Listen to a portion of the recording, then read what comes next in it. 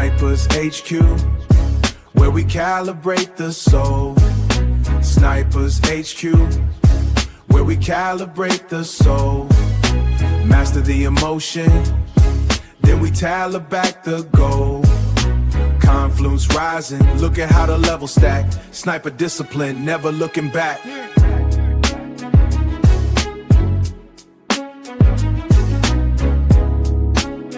Snipers HQ, stay focused.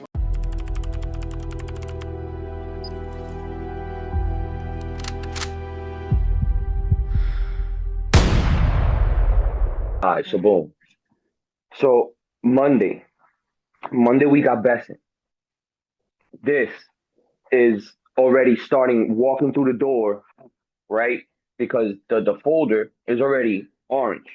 So we need to know what Besson's talking about with his new treasury issuance strategy, if you will, right? The debt management, the type of bond auction size that they're planning on doing. This is going to be big. Okay, remember the market ran when we got this news that he said, yeah, well, he never said an actual number. So, this could be just politics. Politics always talk, yeah, we promise this, we promise that, and then when does it happen? And if it does happen, it's something way on a lesser scale than initially intended. So we need to see what this guy is speaking about, and we want to see how he wants to combat this inflation rate hikes and situation through the government and Walsh. So, and then we have to see how Walsh wants to respond, because this is going to be big. Jackson Hole days. Now, Tuesday, we have CB. This is your consumer confidence. Okay. So here you want to, this is the survey sentiment regarding the current business conditions and job availability, right? So the consumer spending accounts is literally like 70% of the US GDP, right? So if the confidence breaks below 90, that signals that every worker is feeling the squeeze of high prices, the high prices. That raises the warning flags for retail and discretionary stocks, because it's going to raise high concern, right? So this is going to be very important. Right on Tuesday at 9 a.m. Then Hey, Rams, on, yeah. before you keep going, Jordan's in the waiting room. Oh, okay. Thank you. Damn. I think I saw Ab here. Hold on. Oh, wow. Damn, how do I do that? I don't want to bother him. He's probably busy just listening, man. I'm gonna just throw in the chat to just let us know, and then I'll just keep interrupting you during the I bet. Yeah, that's perfect. Just turn it off. How I'll do it? Go to participants. And now what?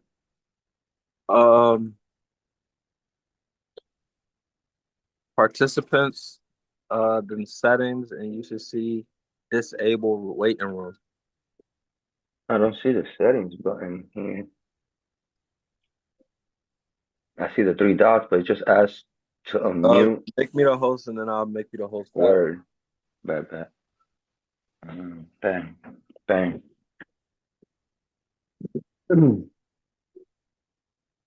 Peace and blessings, everybody. What's my bro?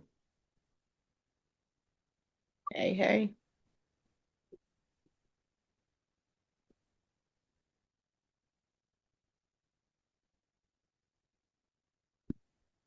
Walaikum salam, See, no, that's so scary.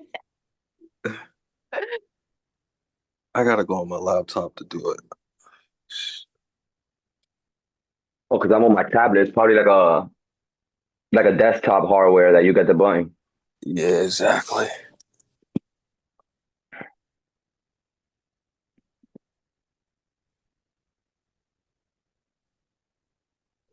You might as well keep going though. Bet. Let me see if I can say well. Oh, Oh I gotta shit. ask you questions. Because I do gotta give it back. Give me the rock back.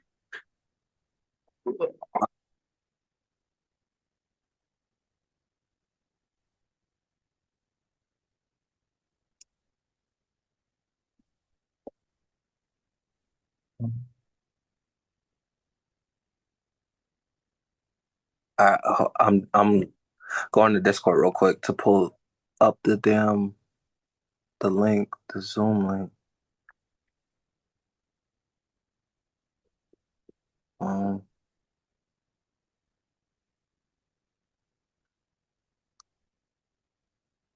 uh, um, um,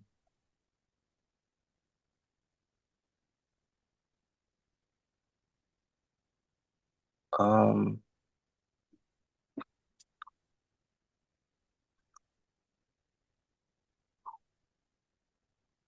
This meeting is being recorded.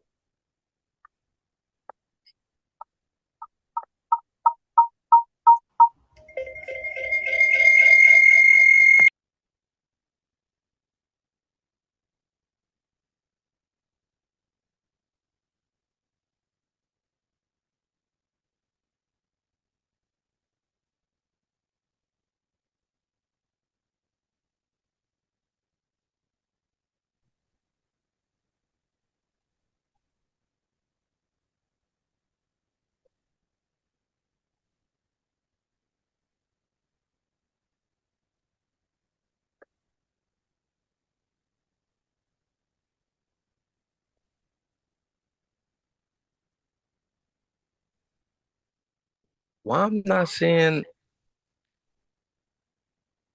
the whole. You don't see the button either? Mm-mm. Weird. Oh, all right, I see it. I'm about to make you the host now. Where was I in? What day? It's all right. It's good now. Bet. Let's see how to make you. That so now the people just come in automatically, right? Yeah. Where? Okay, you're the host now. Copy. Bang. Bang. Bang. Yeah. All right. Let's get back to it. All right. So boom. We were right here. Consumer confidence. So see, forecast 90.3, previous 90.8, right? So like I said, this consumer confidence spending, it accounts for 70% of the US GDP. So if this number breaks below 90, right, this is gonna signal that the typical worker is feeling the squeeze of the higher prices in stores. So this is gonna raise warning flags. So this is going to be very important right on Tuesday. Then on Wednesday, we have core PCE price month over month. Okay. Then here, this is going to measure the personal consumption expenditure. This excludes volatile food and energy, but it includes everything else. So this is the Federal Reserve #1 preferred inflation gauge.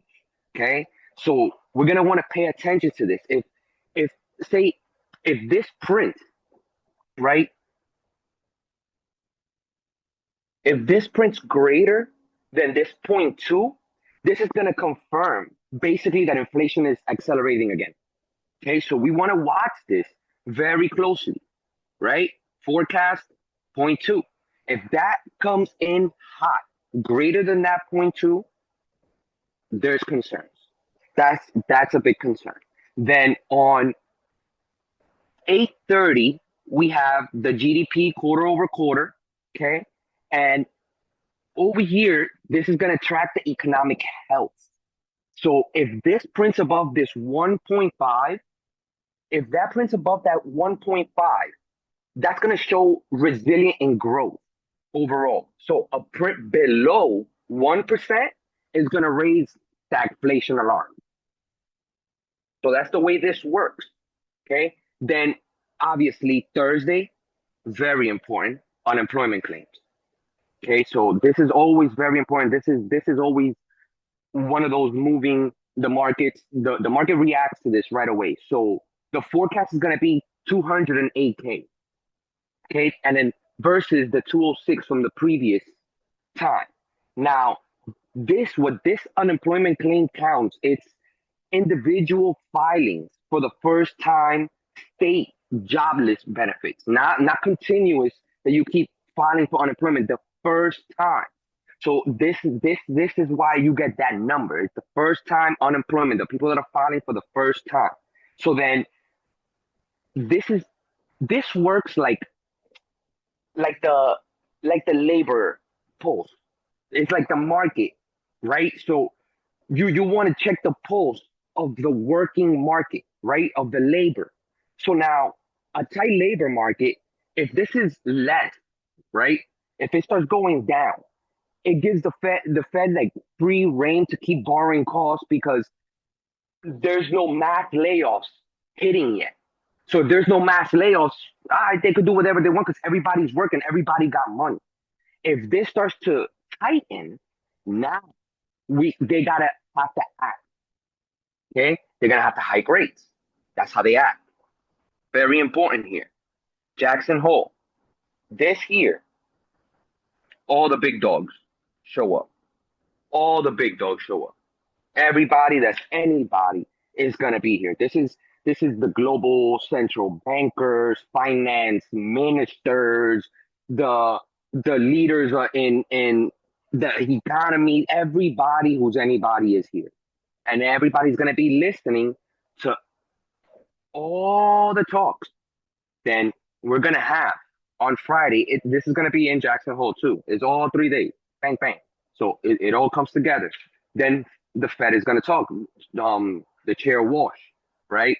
So this is gonna be important. Everybody is going to be listening to this man because now there has been a little bit of time. September is there. Remember what we said the last time we were live. I don't believe we're going to hike the rate this September because we have the Congress. They're doing what's it called? Elections and all this stuff. So they're not gonna hike until after November. Is just my opinion. Now, December, January is when everything starts to get sticky, but the fears start to stick around earlier. Remember, the market reacts way faster than the actual real life, right? So by November, you're gonna start seeing positioning. September even, you're gonna start seeing positioning for later to the year. So now, what Walsh, if he's hawkish, if he's bearish, everybody's gonna be listening to this. If he has anything bad to say about what they're trying to do here, everybody's gonna be listening for key words. This is gonna be very, very important on that day. Now, what else do we have here? Payroll revisions. These are also important. Now, the payroll revisions, the prelim benchmark payroll revisions, you don't want, last time that they revised it was, I think, like negative, what is it? Okay, negative 911K, right?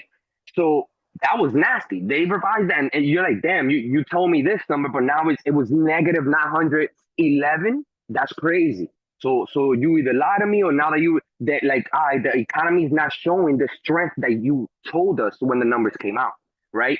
So if there's another major revision here, that is also going to be a strong signal to the market. So this week is jam-packed. And remember, we have NVIDIA earnings. So we have the AI tail, and we have, are we going to get the rates hiked? Are we going to get the rates slashed? Are we going to be unchanged? Most likely it's going to be unchanged for September, but September is not what matters. It's beyond, right? It's how we're going to keep trading this market. Is what type of market are we still in? What type of market are we rotating to? This is why it's important to understand this. This is why I do it every week. I don't understand everything to the T, but we have to understand enough where we can gauge the market that we're in.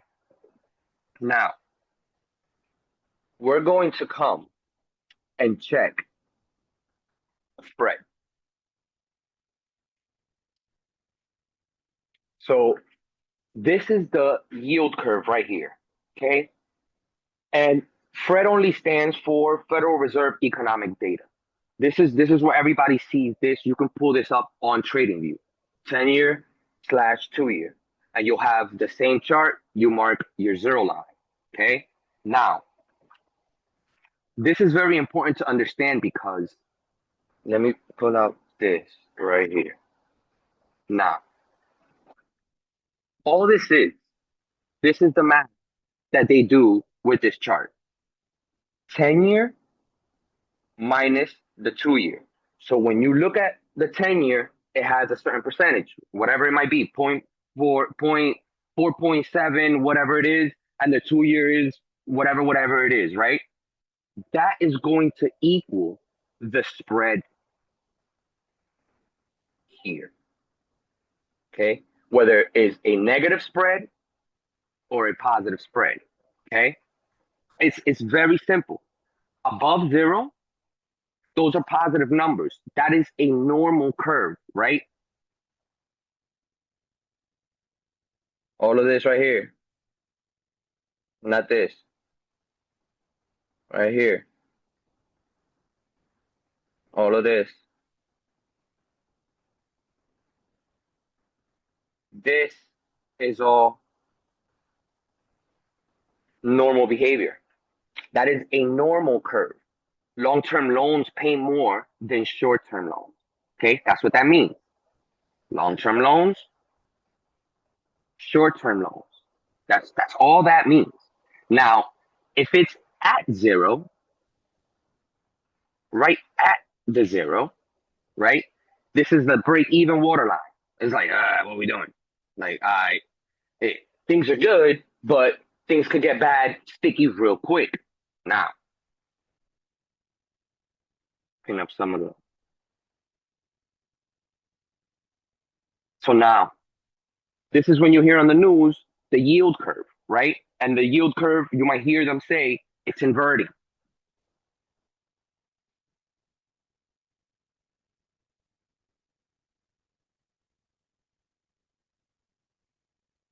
Okay?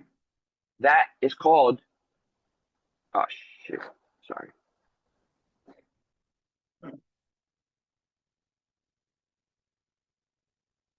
Remember, this is the zero. That's the line in the sand for the yield curve. When it crosses under that zero and it goes into the negative numbers, it goes into below zero, those are negative numbers. That is the inverted curve.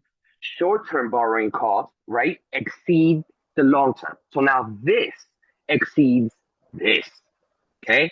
It's not supposed to be that way. 10-year is supposed to pay you. So, okay, how can I put this? Okay, imagine you go to the bank, right, to open up a savings account, let's say. If the bank offers you 5% interest to lock your money up for 2 years and then only offers you 3.9% interest to lock it up for 10 years, you're going to look at the banker like, bro, what are you, crazy? What are you talking about? For that, I'm going to take the 2-year all day because I'm getting a 5% interest. So how does that make sense for the bank? That is fire for the bank because they want the 10-year. The 10-year needs to pay you more, right? So now, a lot more can go wrong in 10 years than in 2 years. So the 10-year needs to pay you, the longer curve needs to pay you more. That is the golden rule of the bond market. Long-term 10-year must pay you more than the short term, right? So now, in 2022, I think 2022 was right here where the yield curve went down. So this is 2022, right here. So, and we're going to talk about this real quick to bring it in because a lot of y'all were in the market here. This was already the after COVID and when Powell started cutting the rate viciously, right? So in this 2022, the 2-year crushed the 10-year. The 2-year shot up to like 5%, while the 10-year stayed at like 3.9. So this is the math that this does, right? So let's say you do 3.9%, which was the 10-year minus the 5% that was the 2-year. There is a negative 1.1% difference. That means the 2-year is paying you more, 1.1% more than you actually waiting 10 years. I'll do this for 4 years. I'll do this twice, back to back, and raise up. So what happens when the 2 years is cheap? So what happens when the 2-year pays you more than the 10-year? This is small cap IWM territory heaven. This is when you see smoke running. They can invest. They can take loans for new ventures, research and development, to upgrade, to invest, to keep the growth going. Loan is cheap, 2-year versus the 10-year, right?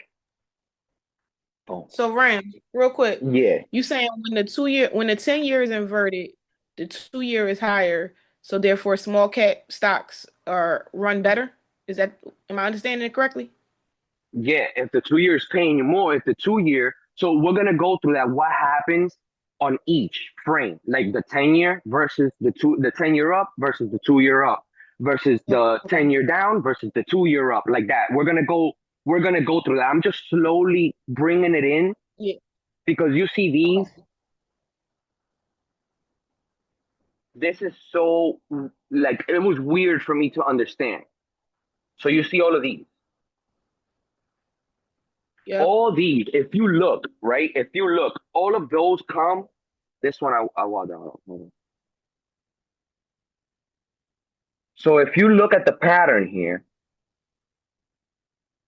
so now all these gray bars were recession periods. We're gonna go through all of those as well. But all of those were recession periods. And if you look before every recession period, what happened? What happened to the yield curve? No, it inverted before it went up. Remember, once we're in recession, the Fed has to cut rates. They have to cut immediately. They have to go crazy with it. They have to cut, and make the 2-year back to zero or almost even, right? While the 10-year raises and the economy stabilizes. After every recession, you aggressively cut. That's why the 2-year goes from being expensive to aggressively cheap. If the 2-year is cheaper, right? If this is cheaper, if this loan is cheaper than me going to get a 10-year, why would I get a 10-year then? You get it? So now, when the 2-year gets more expensive than the 10-year, now small cap can't run, because that's what small cap thrives on: short-term bonds, IWM and companies such, right? Because they're a smaller company, so they need those shorter-term loans and to be able to thrive, right? So if the 2-year is 5%, what am I going to do with that? If I'm a small company, I'm getting charged more than double for what I was getting a year ago. So now I might as well just go look at the 10-year, because this is the safe haven at this point when that curves, right? So now what happens is when it goes below the curve, boom. So this right here, there's like a little history of everything that happened before every major recession that went down. And every time that this happened, you got the same reaction from the yield curve.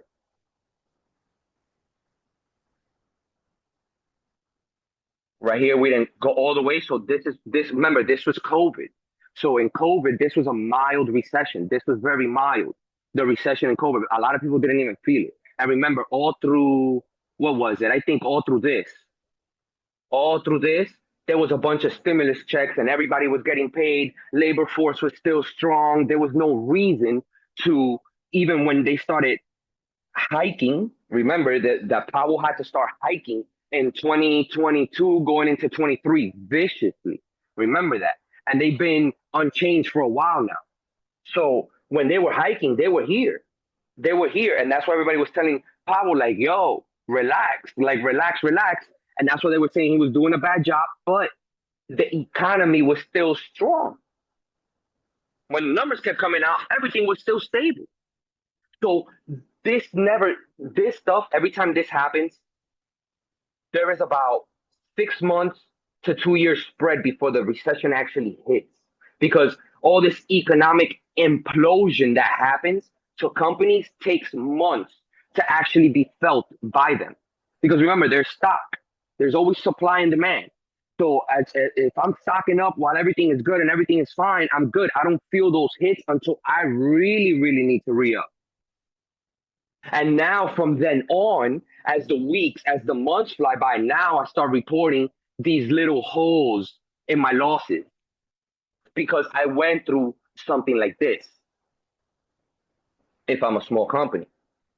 So you see those holes eventually. You don't see them right away. That's why you see the yield curve under, and then a recession hits about 6 months to a year later, every time. And then when we're in recession, you see how they rush. They rush to get that 2 year to zero. They rush, right? So now let's go through the history. Our first block all the way in the left, that's 1978 to 1980. This was this guy, the Fed chair was Volcker, something Volcker, right? And he inverted the yield so crazy to like -2. Inflation was over 10%. So he just kept trying to like stabilize the inflation by raising the 2 year so everybody could just calm down and stop getting loaned, and that he could just calm the whole economy down. So he just kept raising, going crazy, going crazy. So now he jacked the short-term rates. Look, this is the historic high. This is him. That's why you'll hear that dude. I think his name was Jack Volcker, but his last name is Volcker. He goes in the history because he's the Fed chair that jacked up the rate the highest ever, the 2 year. Because now I'm also going to explain to you, the Fed only has control. When they talk about hiking and cutting, they're talking about the 2 year. The 10 year and them, they get ran by the free market. The free market is the big hedge funds, millions of global banks. They run the higher yields. It's a free market for that. They can read the economy too, but what the Fed is responsible for is the immediate action. And the reality is the Fed is really only responsible for the overnight funds rate. But the 2 year correlates with the overnight. So the 2 year is what changes every time that they're hiking or cutting the overnight rates. It's the 2 year that responds to the Fed. So they're only responsible for the 2 years. So don't get it mixed when they're talking about the Fed and rate. They're talking about the 2 year. That's the only thing they can cut or hike. They're not cutting the 10. The 10 moves because of the yield curve between what they're doing to the 2 and how the 10 is going to respond with the overall economy. That's why all of this is one major puzzle that you put together. You'll see if the market is tilting. You'll see if volatility might be coming in. You see if the market is being too complacent. These are all things you want to watch for. Things that, should I be buying this type of stock right now, or should I wait? Maybe I could buy shares of this type of stock right now and raise my long-term portfolio. But should I be buying option plays in this market on this type of sector? Maybe not, because I see what environment we might be running into, right? Very, very important to understand these things. You don't have to understand it to the T, because I don't even understand it to the T. If you try to understand it to the T, you're going to get lost in rabbit holes. But you have to understand it enough where you could simplify it enough for yourself.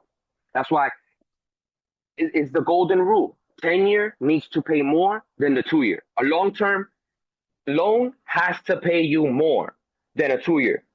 That's the way it has to work. Why you think you pay more capital gains tax if you hold the stock for less than a year and a day? Because you took a shorter risk. So you get paid less. So you got to pay more taxes on it. But if you hold the stock long term, you pay less taxes because you took a longer risk. A lot can happen in 10 years. But I can loan you money and within a 2-year window, because I can kind of read from today to 2 years, I can see where the economy is going. I can see what it's kind of, I can gauge that better than I can tell you, well, let me lend you 500K right here, right now for 10 years.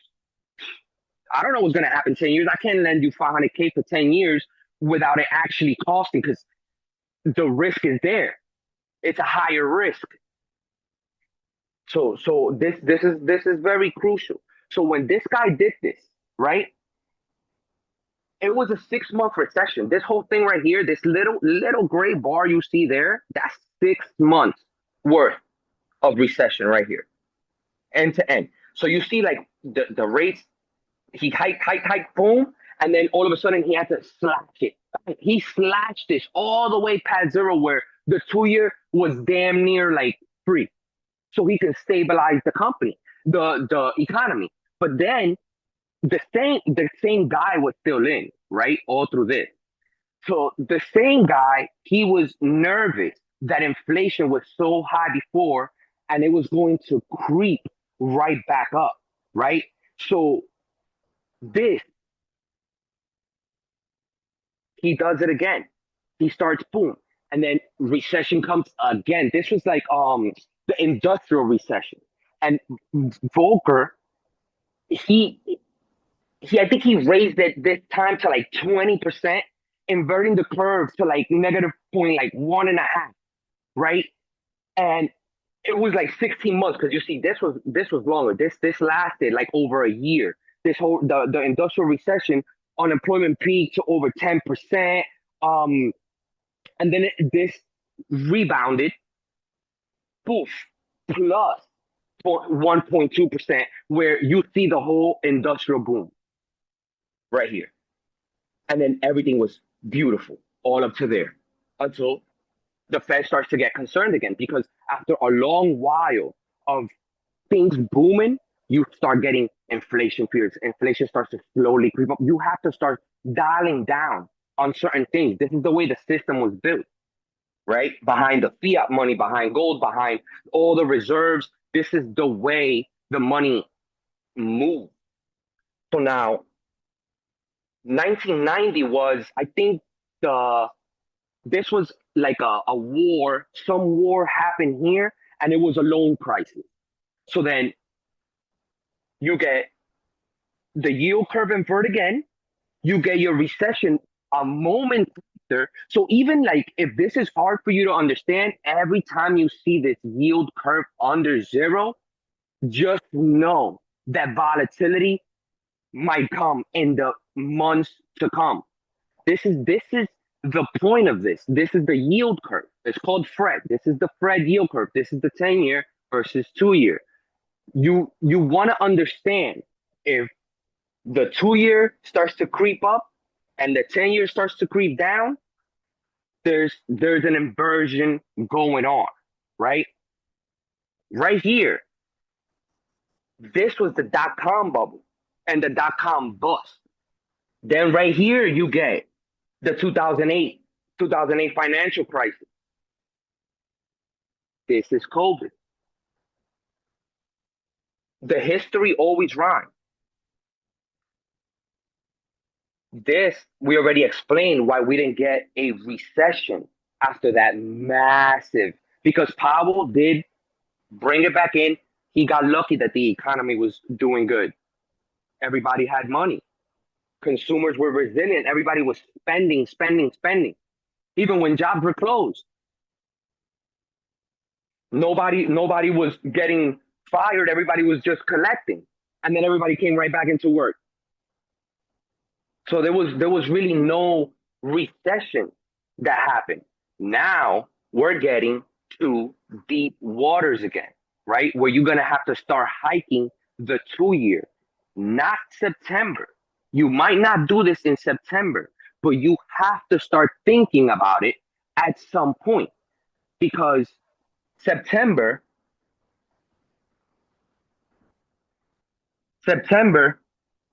is under 50%, right? But once you start getting to the end of the year, December, it starts to raise concern. So now you have to be very weary on, okay, if the market ran in August, this is going to just take off. No, the market is going to have to take a pause at some point. Now, this week, we're going to either have this continuation or we're going to have a major pause. A lot of news.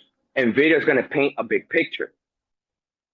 I think a video comes out Wednesday, Wash talks on Thursday. So those 2 days alone is going to have the market stagnant. NVIDIA is going to beat and raise, but is it going to beat and raise the way the market, the way Wall Street wants to see it? That is the question. That is the question.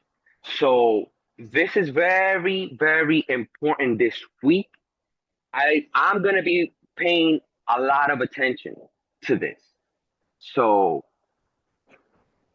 and so I could go to the math. Look, if you want, write this down. Look, the economic phases are like this. Like if the 10-year is greater than the 2-year, right? If the spread is positive, right? So this is the spread being positive right here. This is the spread being 10-year being greater than the 2-year. When it goes down, the 2-year is greater than the 10-year. That's all it means to simplify things. So if the 10-year is greater than the 2-year, the spread is positive. That's healthy expansion, active hiring, strong borrowing. Okay, that's practically what that means. Now, and that's a normal world. That's growth. We're growing, right? Let's say the inversion, right? The inversion. This is the warning. This is slow growth, right? The Fed hikes aggressively here. The 2-year is greater than the 10-year. So the spread plunges, right? Below zero. So this is your warning though. This is the setup punch. Why is it the setup punch? Because this is the knockout. Recession. What comes after? I set you up to the body to open up that chin. So that's what that means. Now, the unversion, right? When you see that happen, right?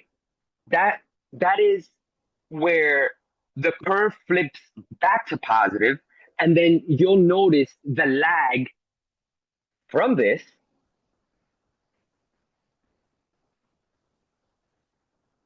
here. You'll notice the lag, right? 12, 18 months or so, give or take.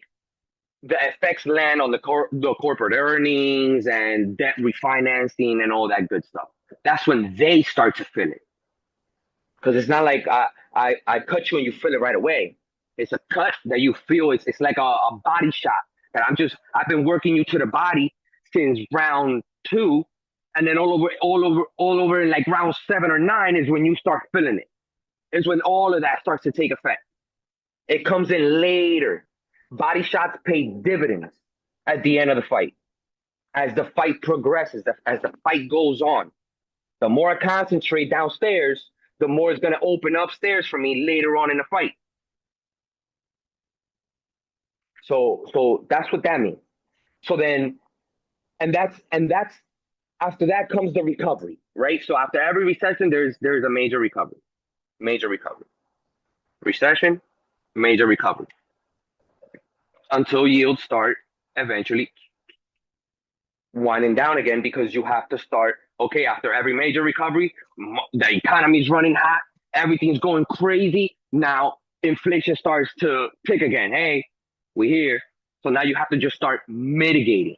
As inflation starts ticking up over time, you mitigate it. So you can keep it afloat.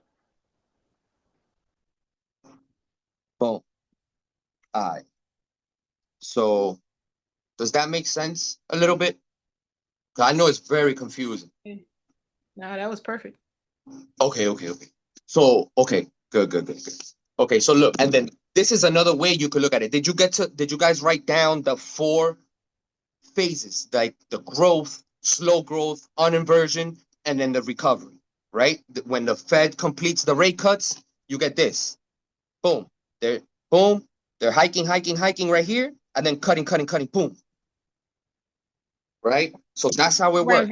What was the third one? Growth, slow growth. What was the third one? The uninversion. When this is coming right here, the uninversion. Remember, I referred to it like the body shot. It comes in later. So recession comes after the yield inverts downward. A recession is soon to come afterwards. It doesn't always have to happen, but every time that it has happened, with the exception of 2022 rate hikes, because this whole thing was an anomaly.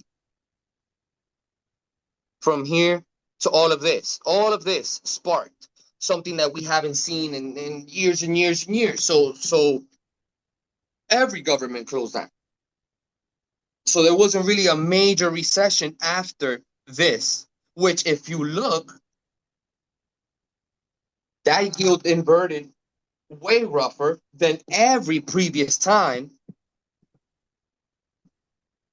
but not on Jack's time. So it was serious. It was serious what happened, what Powell was doing with all those hikes. Back to back too. Because they had to calm all the, how can you say, like all the stimulus, all of that. Those are government bonds and loans that they take out to pay people. And that was a lot of money spent in the economy. Unemployment, everybody was going on unemployment.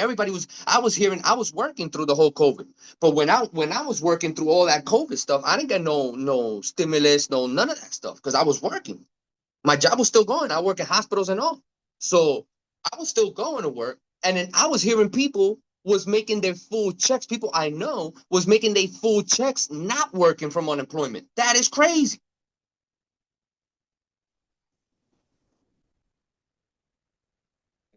So boom, right? So like, all right, so look, there's like these other 4 scenarios, right? So in a scenario 1, both yields are up. So let's say,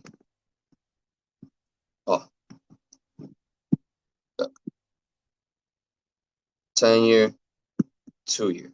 So they're both up, right? So the mechanics that this makes is borrowing costs surges across every time frame. Inflation threat is active. That's all this is. Money costs everywhere, across the board. Money costs more to get. So here, this is total inflation. The rates are crossing up together. They're going up together. Damn, everything's expensive everywhere. What we doing? Like, boom. So now, because everything's expensive everywhere and money's expensive, the market impact here is bearish. So tech, small caps, NQ gets compressed, and this is where people will start saying, yo, cash is king. Go to cash. Because money is expensive. To get something right now, why I could just wait a few months, I could just wait. Why am I going to spend all this money right now and have the money tied down at a more expensive rate?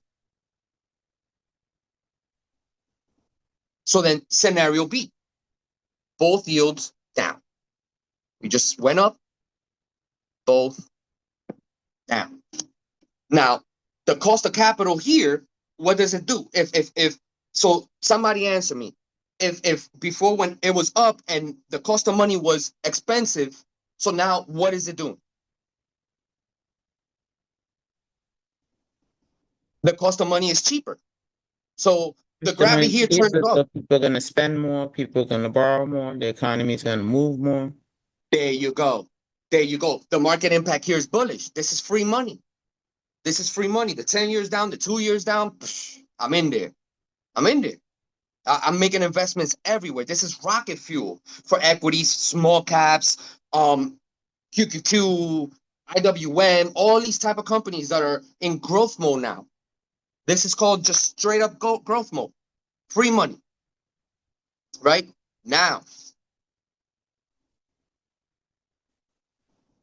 10-year down and say 2-year up.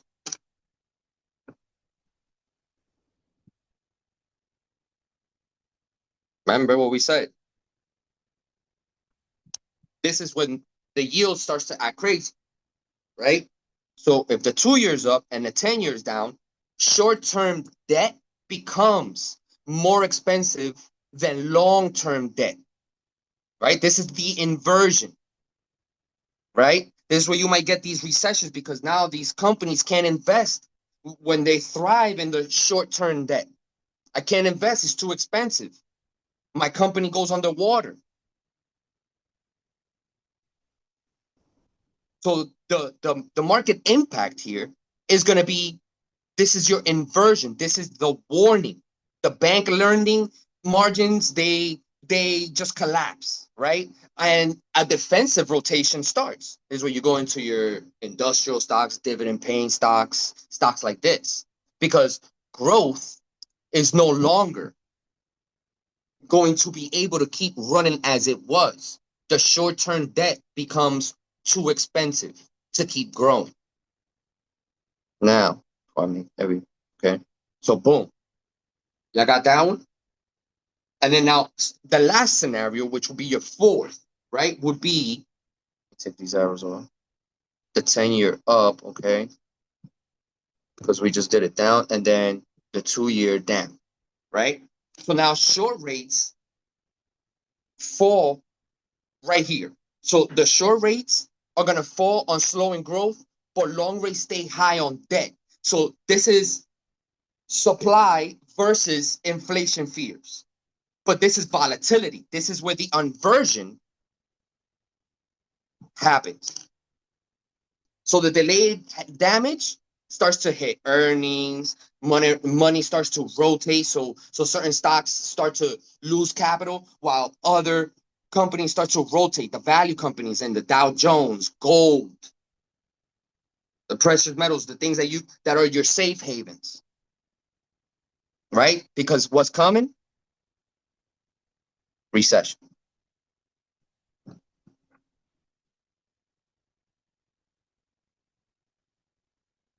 And then everything stabilizes.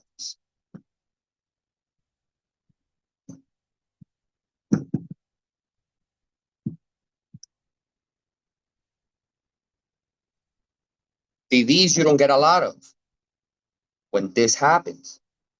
When you have the yield curve invert. Remember, with the exception of this, that was different times, you can say. But every time that happens, that is a big, big warning. That doesn't happen a lot. You see where it lives. You see where this lives, where long-term capital pays more than short-term capital. You see where the chart lives. The chart lives here.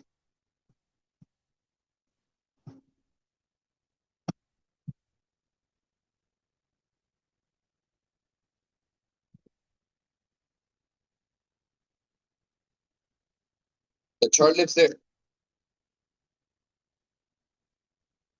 That's how it's supposed to be, not with these crazy spikes, because these come after recession periods, after the economy took a big hit.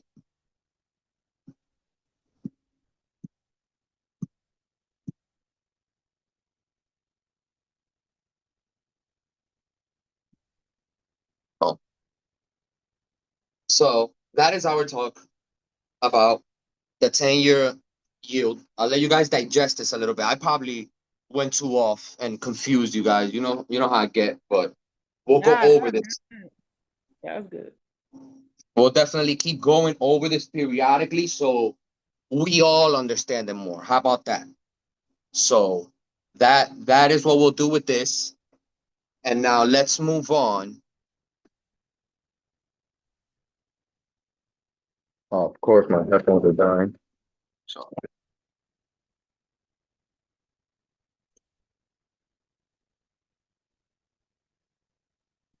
hold on.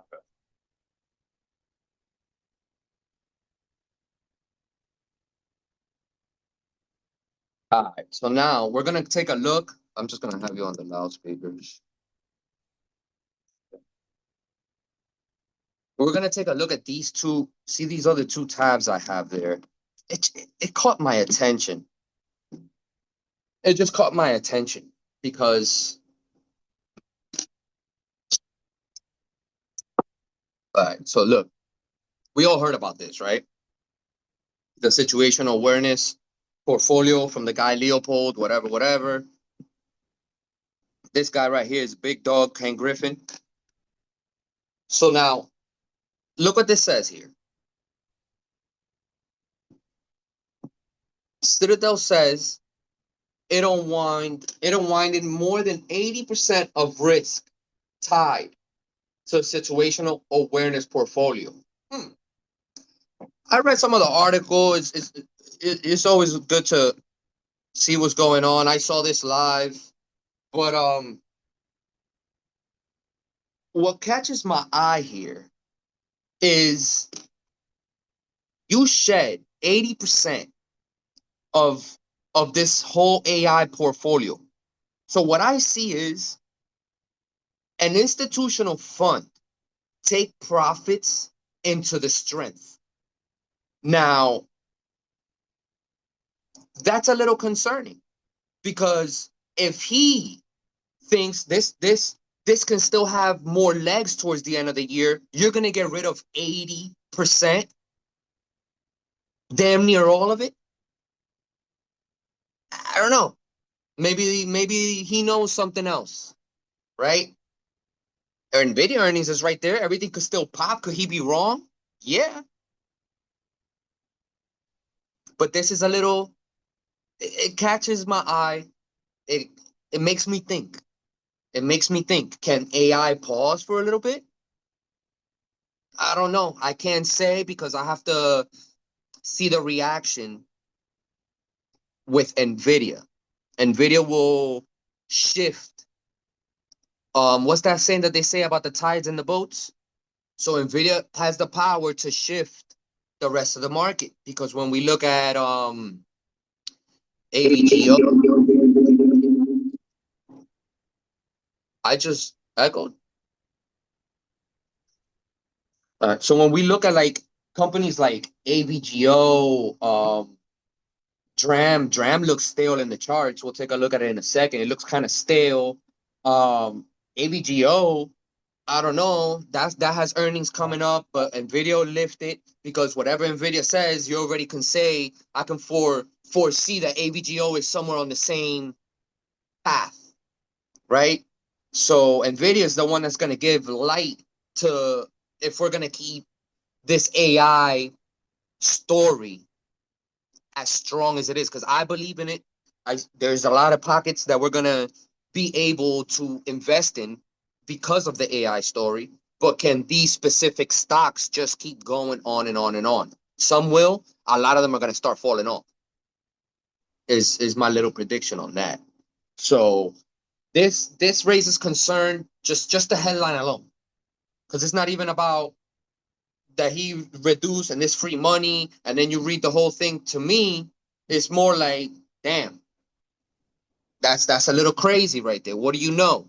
Why were you so aggressive in selling all of that stuff right away? You didn't de-risk little by little. So that's something we won't know, but it's something to think about. Then we also have, and this is just me reading between the market, BJs, right? They're a wholesale. And look what they said. Shares moved over 4% higher on Friday after the warehouse retailer reported second quarter fiscal 26 earnings and revenue above analyst expectations, while raising its full year adjusted earnings guidance. That's good for the company, good for the investors that were in there. But as the economy moving forward, what does that tell you about the consumer? Right? Then look here. Oh, before I get to my point, same story with rosters. So retail earnings are showing a trend here, right? The retail crowd, the consumers is showing an a a trend. The consumer is hunting for discounts.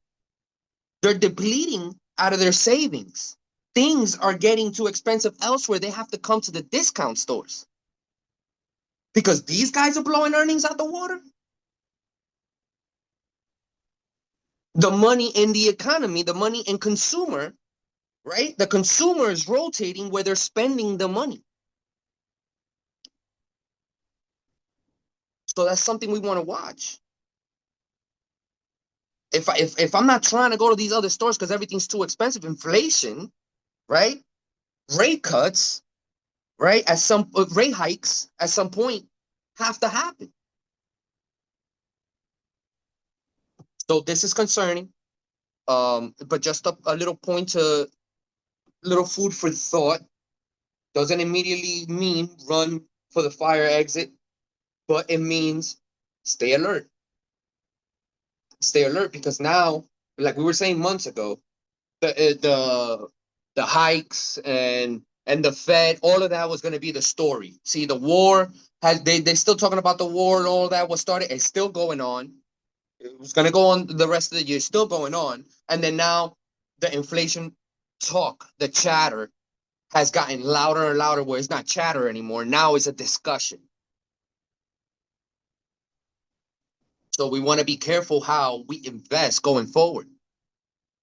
Again, this is day trader, scalper territory. Like this is a wonderland. But if you want to go long on certain option plays, just make sure you understand your trade intent because the market looks scary and not at the same time because everybody, you see all this strength. You see the market resilience. It's here. Nvidia is going to tell a lot. Next week is going to tell a lot moving forward. September is coming. Those midterm elections, that's what it was. The midterm elections come in, I think, what is it? All that stuff starts September, November, right?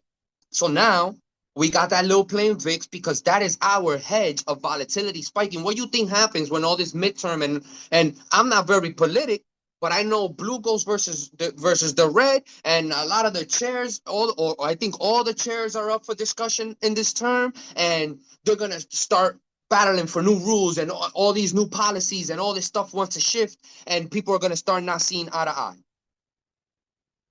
So that's gonna raise volatility. Markets might chop. Some markets might tumble until we get all this resolved going to the end of November. See if we're going to have a Santa Claus rally, because if we're looking at a rate hike by the end of December, then Santa Claus rally ain't going to show up this year. Maybe next February is where a rally comes, right? Like we saw with July versus August this month. The yield inverted between July and August. So if August don't end with a bang, then August was inverted from July. Because if July is one of the strongest months and it didn't end with that bang and it reversed on us, maybe August, maybe history is not rhyming as well. They're just messing it up. The Fed is no longer having all these meetings. They're mixing it up everywhere. So they're making us get smarter. We get smarter.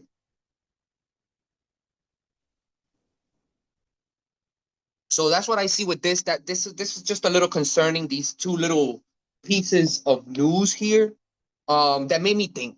It just made me think. So, and now let's talk real quick. Since let me take this. Let's take this to trading view. Let's take the part of the trading view. Done with the The web stuff. Bang. Okay. And see that curve, you don't have to go to the, what's it called? To the website for it. You could get it on TradingView. I think they do, what is it, 10Y, and then it's slash 2Y.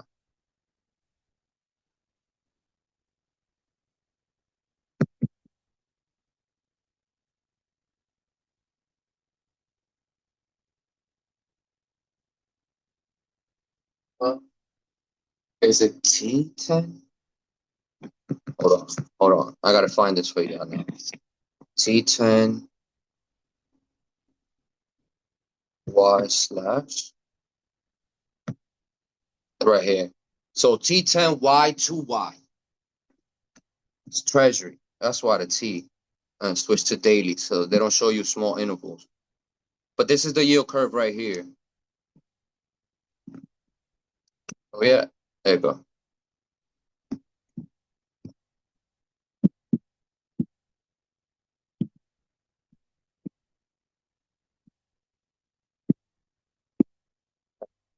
And then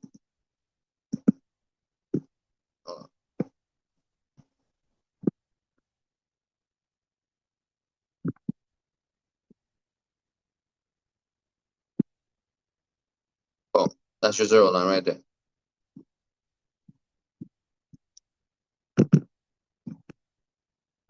I mean, what we saw in the thing. And now you go on the website, you see where all the recessions was, and you start marking everything. Bang, bang, bang. And now you got the full history right in your charts. T10Y, 2Y. That's the zero right here. We just went through all of these periods. Every single period. This was old boy right here, Jack. And this goes all the way to 1977 or 76 or whatever. This is it. Okay. So boom. Enough of that. Enough of that. So boom. Let's see. Let's take a look at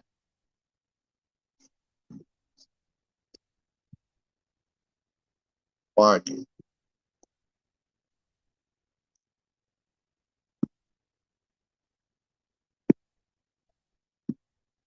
Hide this. These levels.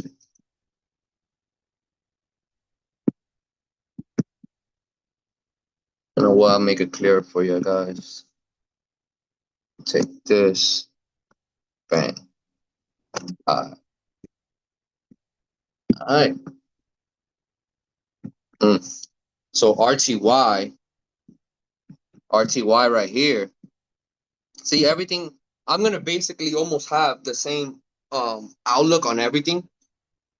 Like I was going through the other day anyway, because everything still looks like that now. Like for short term and things like that, you can make plays. See, you have this structure right here. You got structure right here. So you know if you hold this 299, why do I have this? Right here, you have a chance for this structure upside, right? Right here. Then you can break and hold. And then back to all-time highs. Is that the sensible thing that can happen? I don't think that is the best path. Maybe you do come here, this section here, start battling here, possibly take a nice little dip and try to retest. Then you could also lose this, then lose this structure right here. This is right at that 297. We lose that 297, then we're looking at 297. You'll battle here. But if this selling pressure, you'll definitely battle here in this zone here. Here's my little hill battle all through this. Here, here.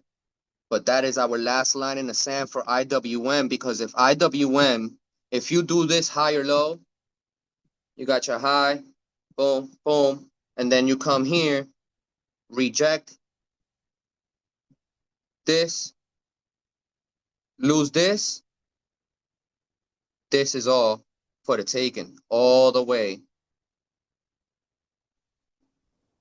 to the 290 area, where you can see a nice bounce right back, right?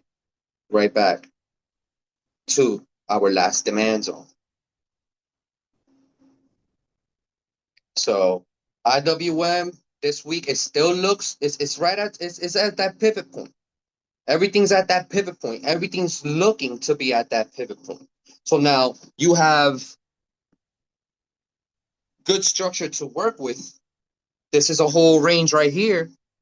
You got the whole range. You could say below this 296 area, then above 305, blue skies. But this is sticky. This is sticky. This is scalper territory. What I would do is play level to level. Level to level. Break above. Right here is my next level, 305. So that's how I will play with IWM. Who else do we got? Where's SPY? QQQ right there. Look at this. Look at this sucker.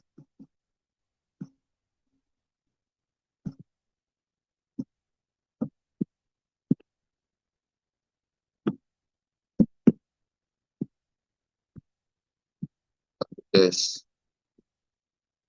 I mean, look, what I can say is we held, we dropped right into this structure here. Held beautifully, took a nice run.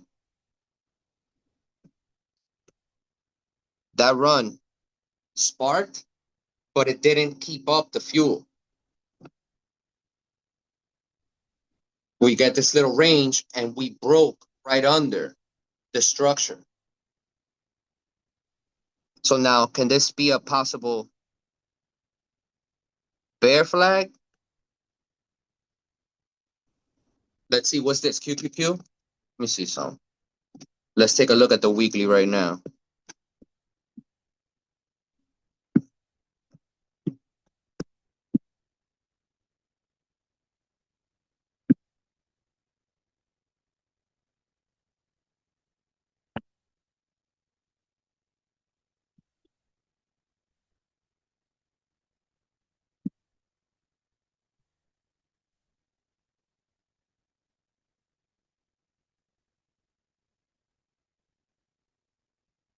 I already got my weeklies written down, so I could do this real quick. So 728 is our top of the range, and bottom will be 698.35. Damn. Bang. So yeah, that. Then let's see some.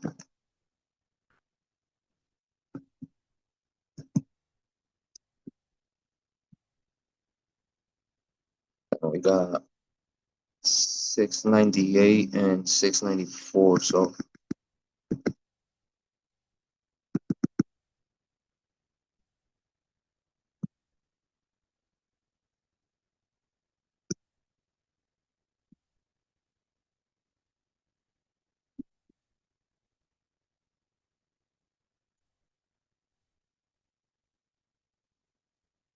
and we got 728, 729.50.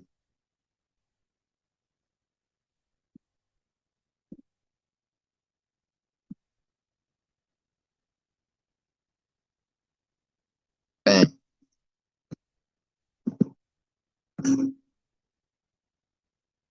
So we respecting The weekly move on QQQ is going to respect the top of the monthly range.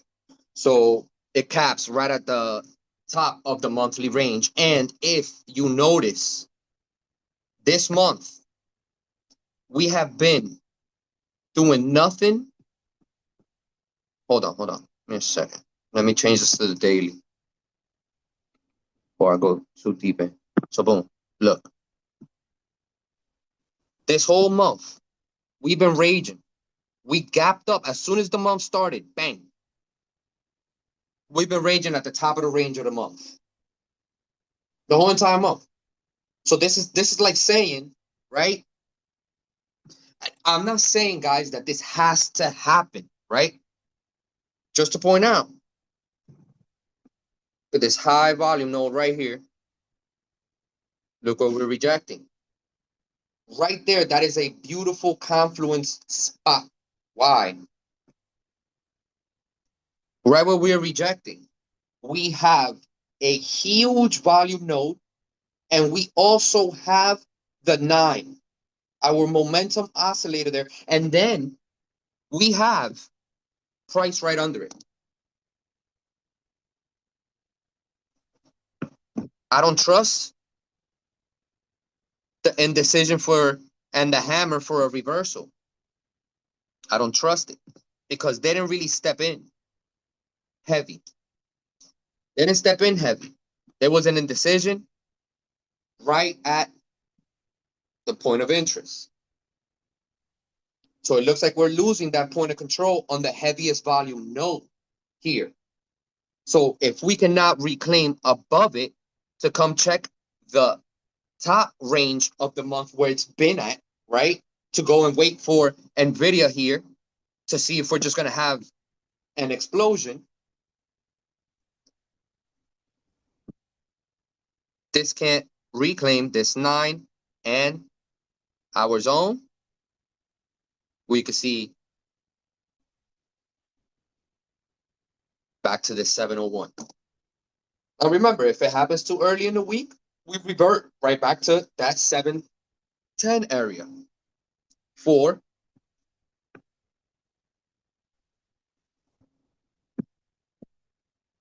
You reject here too early in the week, watch for a reversal right here. Got your high, higher low, making you another higher low, back down. This is your low value area here. So you can expect a bounce if we do get there too early in the week, which what is the passing probability here? It can happen. We can start the week off red and slowly grind upwards as news starts to shift the market sentiment. Maybe one thing gives an alert. The market tanks. Best and blah, something. Right? And then NVIDIA earnings come out. Walsh doesn't sound too, boom, you get a mean reversion right back. Or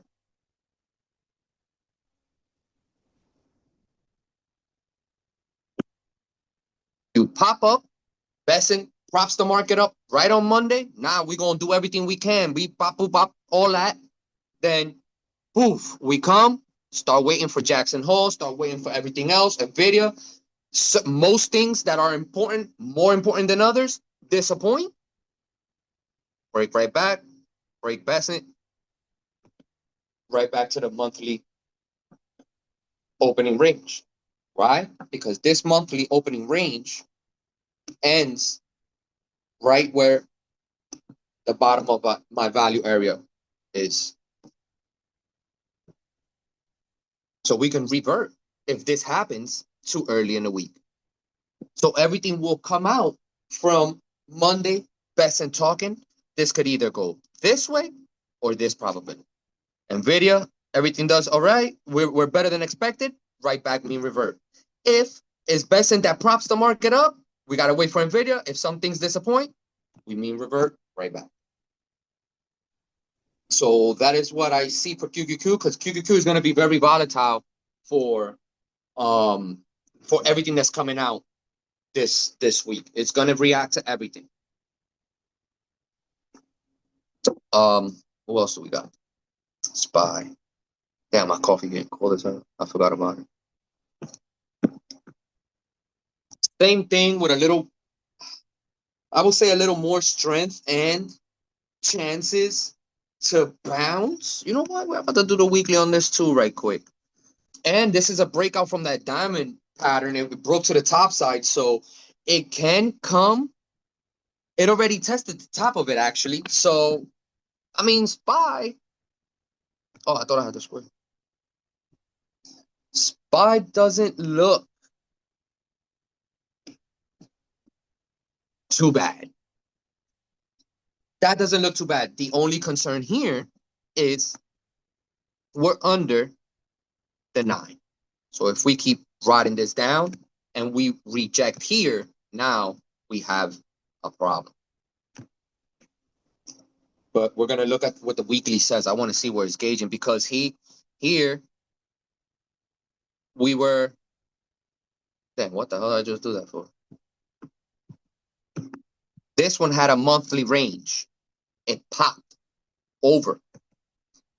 This week here went over the monthly range, and price still popped over it, but rejected. This week, which was prior week that just happened, went even further up a little bit in expectations. But what happened? You got your high, failure to go higher,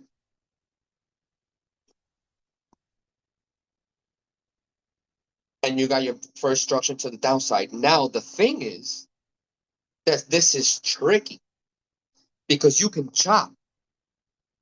Whatever the weekly is going to say, you can just chop until midweek and make a decision. Because SPY is already retesting this beautiful demand zone. I mean, that's textbook. You fail here, 746. I mean, you could battle in between 750. Damn, I can't see because I got this thing on. Right here. You'll battle at 755. They'll definitely be at war at this 750 area, 748, 740, all the way down to the 730, 728 area.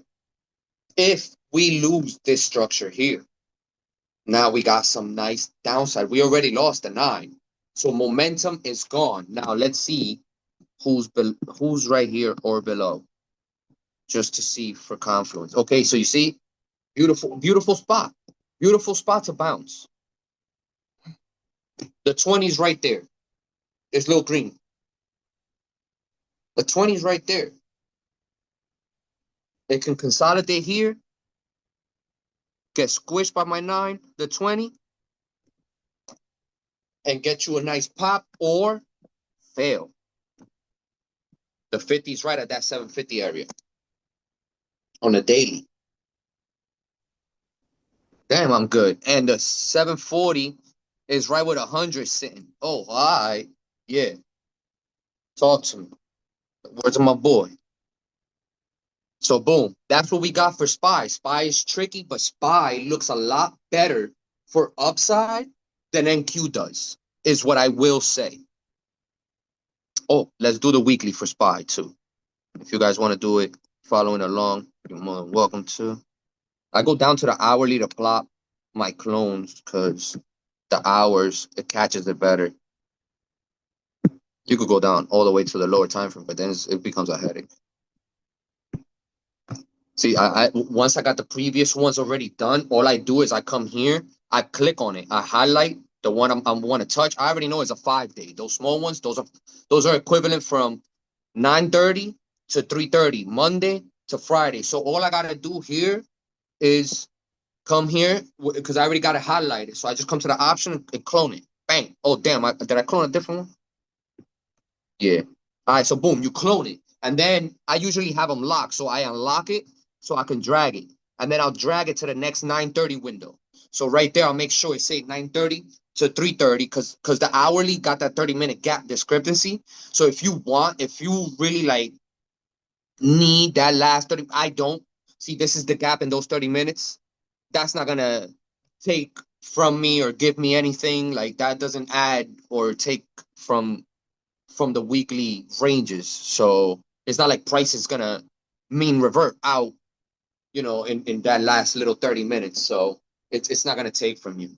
So now I'll just revert, I'll drag it to the time frame that I need, since it's already an equivalent of the 5 days is a perfect clone. So I just gotta drag it to the next 9:30 window, and then I'll just double click it, go to my coordinates. And this is why, like, I don't try to like go to this website, like I'll do everything in steps because I have so much to do that I write everything down in my book, setups I'm looking at with the ticker, this potential setup. Then when I go over my book, because there's no possible way you could remember everything you see, right? So when I go over my book, the alert that I got is from this. I remember, okay, boom, boom. So I am in tuned with what I'm looking at. I'm not trying to look at everything, but what I am looking at, I write it down and I jot it. I journal it all down. My weeklies, everything. Because now I have data, not only visual data, but I have the data on my book that, damn, this day, the weekly expected move was 10. This was a volatile week. Every other week, the expected move is only about 5 to 6. Okay. So on volatile weeks, it almost doubles. So you could use the data how you want. You could look at, okay, well, the mean reversion play versus, okay, the level to level to top of the range, bottom of the range. Now, once you have enough weeks in and you can look at all that data, now you could determine a strategy of your own, right? So, boom, SPY. So then I come to the coordinates, come to my numbers, and I already got SPY. So my top of the range is 776. 01. I mean, it doesn't matter putting that 01. That flat is enough. It's good because that 1 cent is not. But I like to exactly whatever my math comes out to is what I'm gonna put. So 755 for bottom of the range, 37. Bang, and then it does it by itself.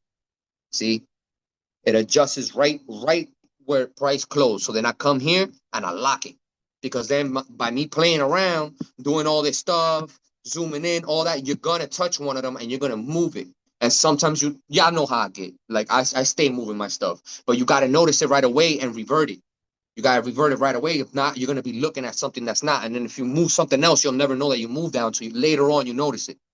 So you might take a play on the wrong data's behalf if you move it by mistake. So it's always important to lock the important stuff that you have on the chart that you can read comfortably. So boom, do this. I right there, it already sitting from edge to edge. I don't got to do nothing but the coordinates here. Say if I want to go to the top or my bottom extended edges, it doesn't matter where I start. All I got to do is plot my numbers here. So then let's say we go to the bottom, right? Let's start the bottom first. So the bottom is 755. 37. That's where it's going to meet with the bottom of the range. And then the range extension is 753. And then I like to mark these in green because usually if we get down there, that is our discount weekly zone. So I like to mark it in green as potential buy area. Doesn't always have to happen, but this is why I wouldn't buy here. Look, we came here, you bought and popped, right? But then you lost, you rejected the 20, you rejected, price straight up rejected that pop, got right back under the 9 and started coming down right under the 9. So now, yeah, the pop initially worked, but this was a scalp. From 767, where price hit right there, somewhere here, all the way to your 770s, 771. That was your scalp. This scalp territory. Didn't hold the level, you're out. So this is how you get your data. So that's how I do my bottom. I do the same thing right at the top, and I'll do the same thing, clone it again, get up in here. Then my top of the range, where it's going to meet with the other one, is 776.01. And then yeah. And can you explain what these numbers are that you're using? this the weekly expected range or? Yeah, this is the weekly expected moves. Okay. Who's this talking, Jordan? Nah, Sean. Deshaun? Oh, okay. So, have you ever seen the weeklies, the class that we did on the weeklies? No, I think I missed that Right, one. that's I bet. So just remind me in the chat when we're done. Remind me to look for the YouTube videos. We already have them somewhere already posted in the Discord, but just remind me real quick, and then we'll tag you and post them for you so you can watch those. But all this is essentially is your weekly expected move from here to here, this to this, right here. This is Monday, Tuesday, Wednesday, Thursday, Friday. Boom, ends the day, right? Ends the week. So now that's all that is. The way you get this is I like to get it on Thinkorswim. You could do this in any options table if you want to do the math, right? You don't need to do the math because everybody, most people, I think E-Trade, a lot of brokers do provide the expected range within the options table. So all you got to do is go to the options table and you're going to do the math from the closing price of your instrument to the expected move. You're going to do plus, let's say 765 in this case. Look, SPY closed here, right? So let's say SPY closed at 765.69. The expected move, plus or minus, means up or down for the next week coming in is 10.32. So when you do the math, say you're doing the addition, your top of the range of the week, right? This is your top of the range, just this line from here to here is price plus or minus the expected move, which is 10.32. So if you do that addition, your top of the range becomes 776.01. 765 plus 10 and that change becomes 76.01. Now, if we do minus this same math, but just taken away, we get 755.37. That's my bottom of the range. Trying to get it? And that 776 with the addition was my top of the range. Hey, Now Rams, yeah. is this the same as the ATR? No. Okay. I mean, good question. Maybe it has something. Let me see some. I'll tell you right now. I would say no because the ATR is the session. It's like that the tick the it's like how much the spread is at the moment of the price action. So I would say the weekly expected move is not the ATR. Look, so see, look, the ATR right now is 1.68, but the expected move last week. Oh, I don't got my book. It got stolen. My expected move for last week was over $1.68 for sure. Okay. So no, the ATR just gives you that session movement, like what to expect, what the price range of that session is ranging. It's ranging $1.68. So this can potentially hop easily. Let's say it's at what we said was 765.69. So this could easily be at 778, or it could just that easy be at 768 or 762.61. Bing bang. That's the ATR. A wider ATR, you gotta watch how much the stock moves. Like when people trade NQ, NQ moves on 50, 100 point ATR, 60. So now where's your stop loss if you got in over here at this? So now the ATR right here, this could be easily 40 points that you're willing to take a hit on. Because the ATR might be 60. So you trying to mitigate that ATR on the session trade, right? You might have to take that stop loss down to 40 points to be willing to lose those 40 points to gain 60, 70, 100 because NQ moves in those type of clips. Gotcha. Okay. Yeah. So then boom, right, Deshaun? So that's how you get this. And then these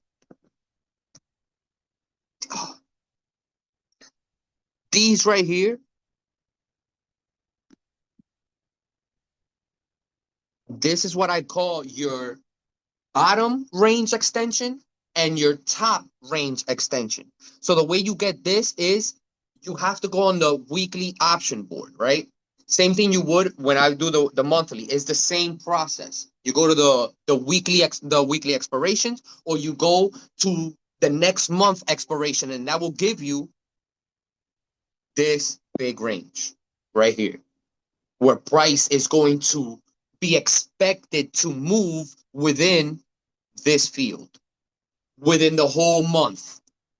But you see, 1, 2, 3, 4th week, all at the top of the range, just like QQQ.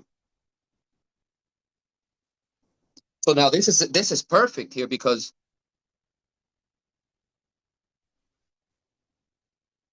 if you reject that, now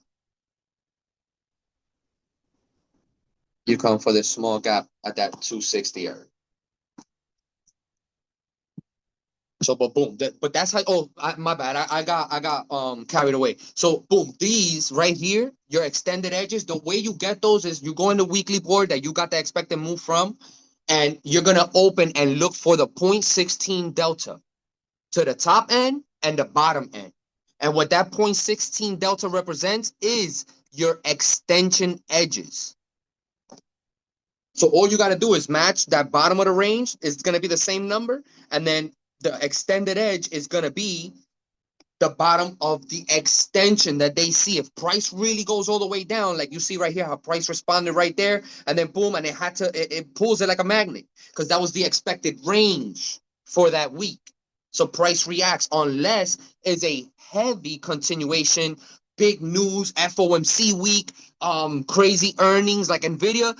Let's say if surprises and does good stuff, Wash is dovish and all this type of stuff, you reclaim this 20 right here, you reclaim this 50 and the 100 right here that's about to cross down, right? That 50 is gonna cross under that 100, and that's bad news too. So, but boom, right? I wasn't even trying to use the screen, but I just went along with it. You reclaim right here, reclaim, Nvidia earnings continuation. Now, this, you leaving the expected range has actual backing, has an actual reason why. But when you leave under speculation, you have no other way than to have to come back. That is the weekly expected option pricing.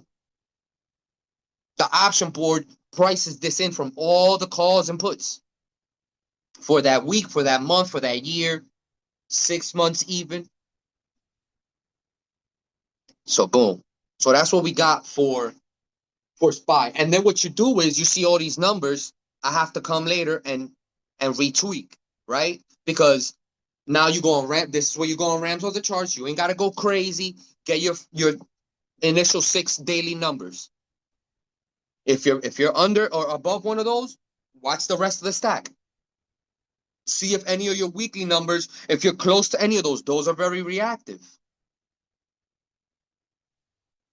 So then you go on Rams on the charts, say this level here, I would say here. Yeah.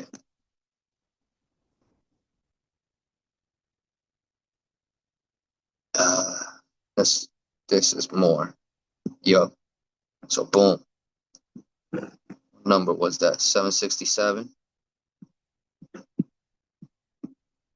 Yup. And look at the rejection right off of it. And now look at the stack. Look at the stack here. Now you already see that the 50 is crossing. And I'm just on the perspective of the hourly and how you read the price action, right? So then this also looks like what? That we've talked about. Bang, boom, right? So this could be A bear flag going into an H pattern. Pop, boom, higher low, next point of interest.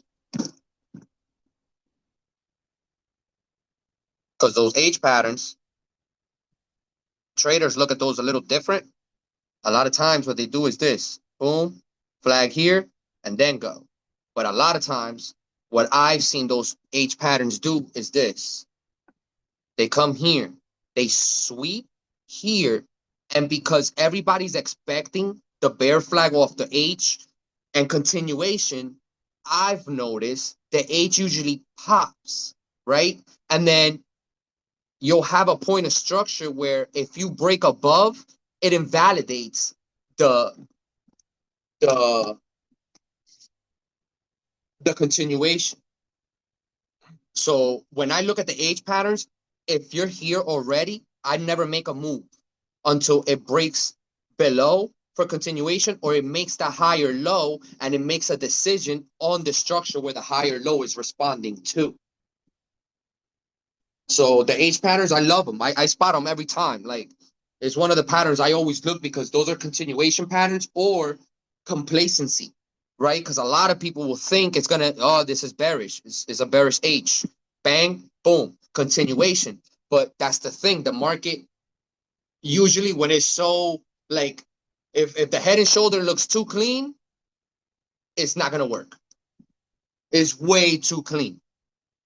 Sometimes you might have a head and shoulders hidden on a monthly that you don't even see on the hourly chart or the daily chart, really. You can't even notice it because you ain't going that far back. But it's an insane head and shoulders happening on a monthly. And you got no idea that monthly is about to get respected real soon.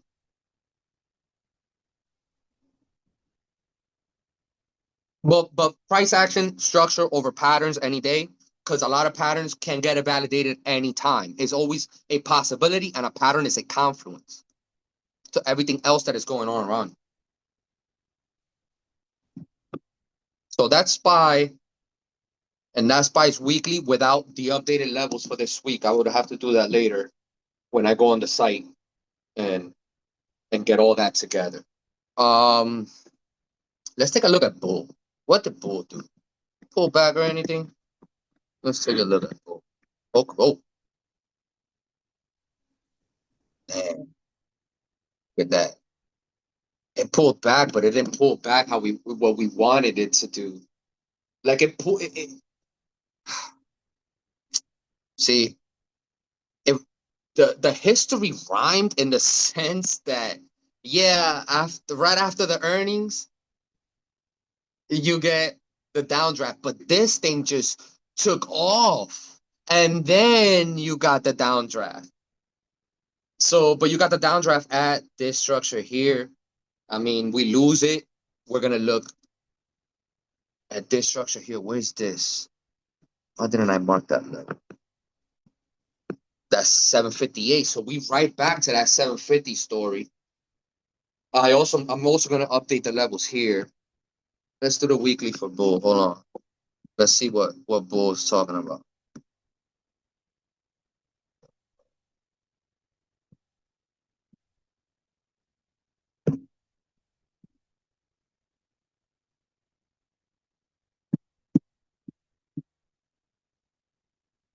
That 9:30, Friday, Monday.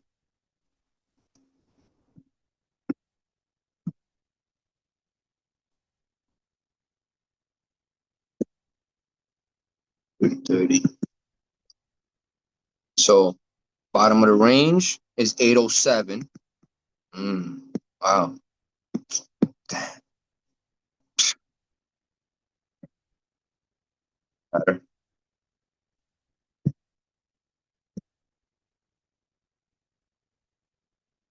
I wasn't gonna risk going through earnings.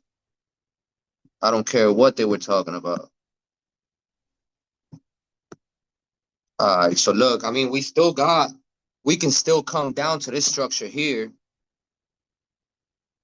Right at that pivot point too, that $8 mark, 790, that whole 790 to 758 area, it could be ours.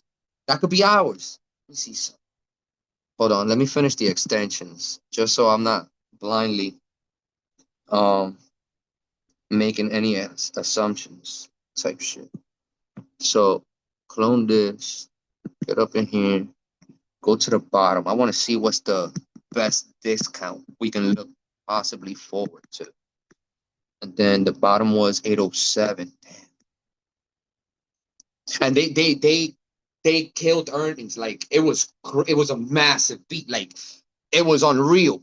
Why, I don't understand why that has to happen. You feel like it's crazy the way the world works. Like this earnings was a total shift for them. And the outlook was good. So then boom, 807, 750, and that is a pretty extended range right there. But Bull is known for that. So we could look forward all the way back to like that actual 750 entry area that we had. Because look at this. Yeah. Damn. Even if we could sweep the 740s, look at this. That's right here. Look at this whole man. Bro. Here.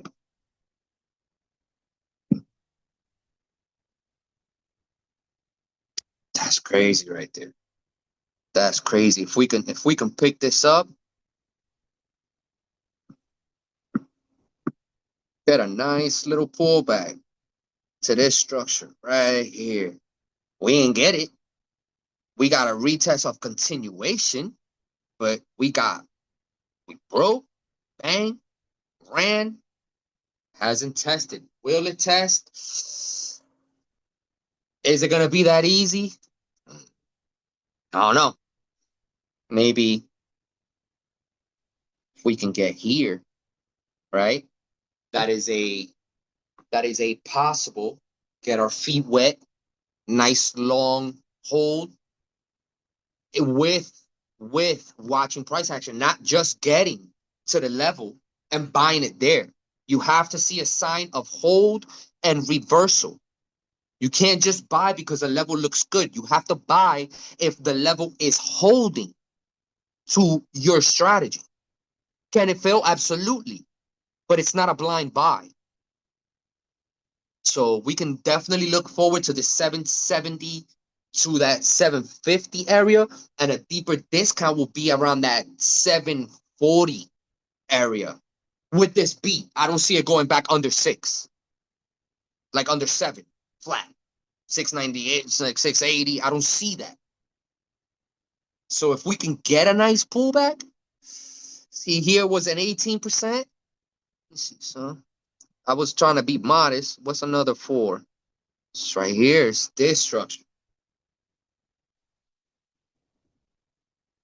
And all this imbalance that it left here.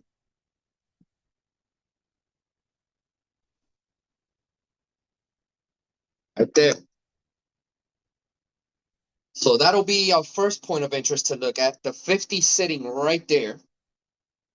And that is if it doesn't reclaim this 20. But right there, you got perfect confluence for that structure retest. Right here. Yeah, right there. Damn, bro. This. Bang. Falls right in between that fair value gap on that candle right there. Even though I can guarantee on the hourly, so the daily, I want to see what this is. But on the hourly, that's a imbalance right there. This whole thing is an imbalance right here. All of that. But you have that structure right there. So that's going to be big. Big. And then we have the 50 to pair on this hourly session. With a huge void right here that could just come. Price action can literally just do this. Bang, bang, sweep it, bang. right back to where it was. Those voids, that's how they act. Price just comes right through it and gets sucked right up. So that's bull. Oh, hold on, the top of the extending. No, leave it unfinished. Like that.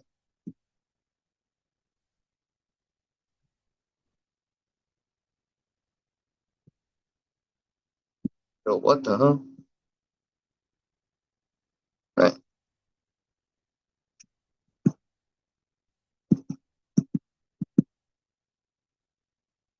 Wow. So the top is 949 and then 11. Damn. Nah, ain't no way. Get that. That's crazy. Then we got a top of 949, 950. That was right at target, 10. But after earnings, it's stupid. We should have got this pre-run the week before earnings and trapped longs. Feel me? Then take this dip, how we usually historically do, and get rid of the weak hands, right? The people that play earnings, all that type of stuff. And then fine, we gone. But nope. The market never gives us exactly what we want. But that's the market. We got to play with what we're given. So now this I could take out because it is what it is.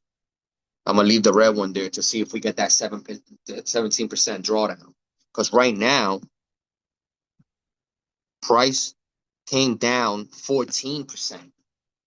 It did it. It rejected heavy right off of it. So now, can it hold? Can it hold? Because it rejected the top end right here, this imbalance from this supply zone that it left from the pre-earnings run. People cashed out.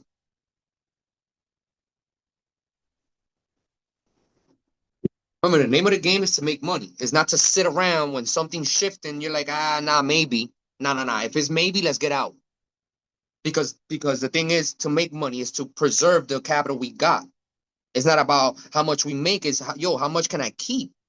It makes no sense taking all these wins but losing constantly. So what are the wins? What are the wins doing? You're losing constantly, and you're losing so big because the what if is not a strategy.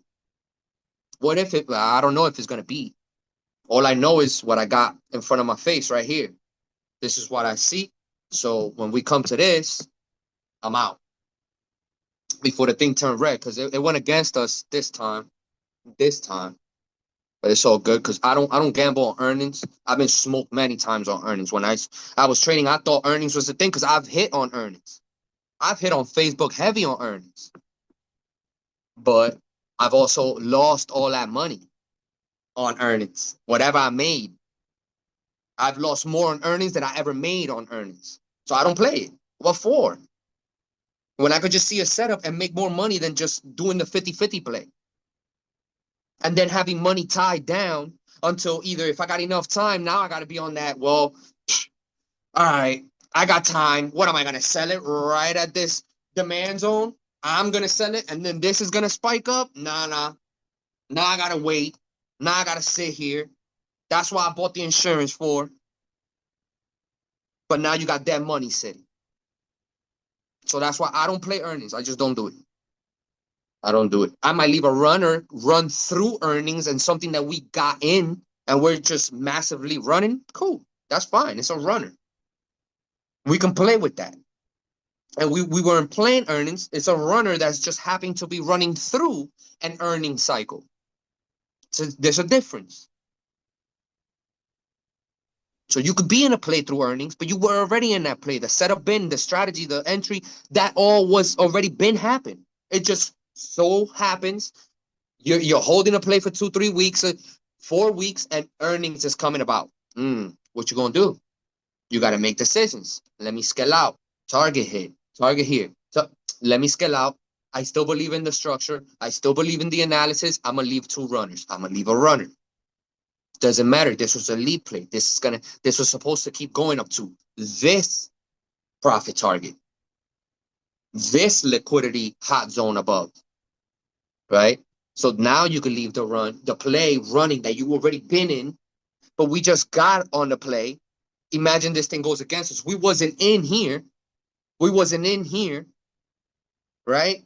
So if we was in since then, yeah, we could absorb this earnings shock easy until we hit those targets. But why? Especially when we just got in a few days. So you got to always think, always be on the go in your head with whatever play you're on. You always got to be on top. All right, this is the plan. If you see something happening, you got to execute. You got to move according to your plan.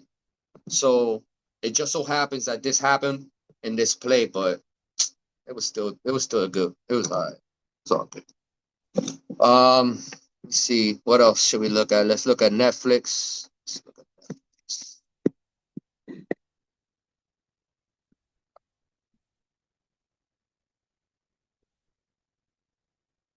Love it. Let's go to the daily. That's gonna matter here.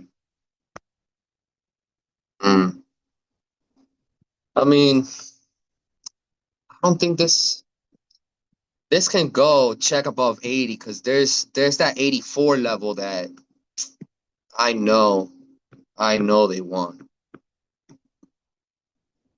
See, and that's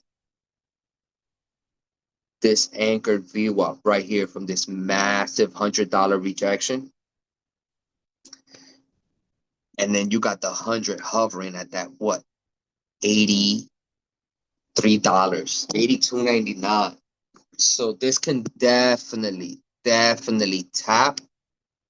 I think, and I mean, and just look at this. This is volume. Like this was a hold on this floor. Like that was a massive floor. I think we added some shares. It went somewhere right here. I was comfortable adding more shares around that $68 level. Oh, but I wasn't comfortable getting into the option play just yet and it would have been good, but no, it wasn't ready. It just wasn't ready.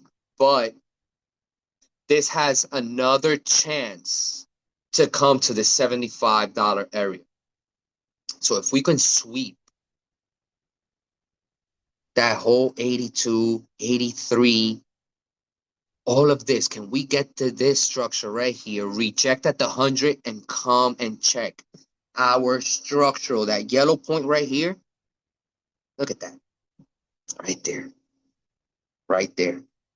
Because what we want is for this to become a rebound floor again, not a sweep and run, right? So now you want to see this. Come right here. Let that 50 get time to start reversing up. You reject the 100. Let that 100 start creeping up. Get to that 75 area. Boom. And then you can go, because now all the requirements look better for the upside, for true upside, right? To get above 85, 90. Because look, right at that 88, you got this daily 200 right there. We still haven't even mitigated with that yet. So the first reactions, we broke, couldn't hold. Now we have to react again. We can break above, reject, and come right back to this point of interest right here for a true test. And that's when I feel comfortable, because we have accumulated trap lay buyers, force them to sell. I know I was about to make it crazy right now. So boom, boom, sweep, sweep, nice trap, come right back, take everything, then we can go. That's what I will feel comfortable with. This, one sweep, two sweep, no pain. This easy, Just what? Just that? Nah, they're playing a joke on me if that's the case. So maybe that's so. And maybe now the retest is this, where price just crossed over back and forth there. Right? So the 76, 90 to 70, it's a potential area that you have to watch here. But this would be right on top of that accumulation range. So that'll be the retest of the accumulation range, or trap all of these guys here, bring in some pain, reload. Because there's no actual pain here. Everybody knew it was dropping. Everybody's just accumulating here. There's no pain.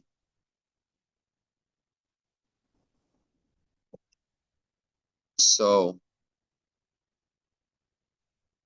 that is Netflix. Let me see some. Let me see what Netflix is talking about. It's already at the top of the monthly range, which you're already seeing a reversal pattern here.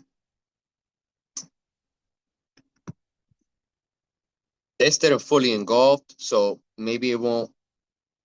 But it does have enough room for this retest right here to go meet this 100 and give us some leeway here. Looking here, we're looking here, back inside of the pain zone. Because this is how you really accumulate money. It got to be a fake out. There has to be somewhere. You have to trap somebody somewhere. It can't be so easy.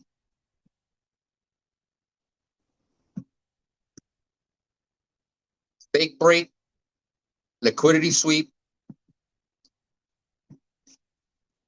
accumulation range, straight to a breakout. It could be possible. It could be possible. But the retest of the 20, break right here, hasn't been retested. The 20 needs to get retested. The 50 just crossed again under the 20, which this is a good sign, right? But they need time to reverse, right? By that time, we could lose the daily momentum real quick, come back to our deeper discount monthly moves, and then start gauging some moves. Maybe by that time it could be somewhere in September when we can start actually buying if there is a lot of blood in the streets.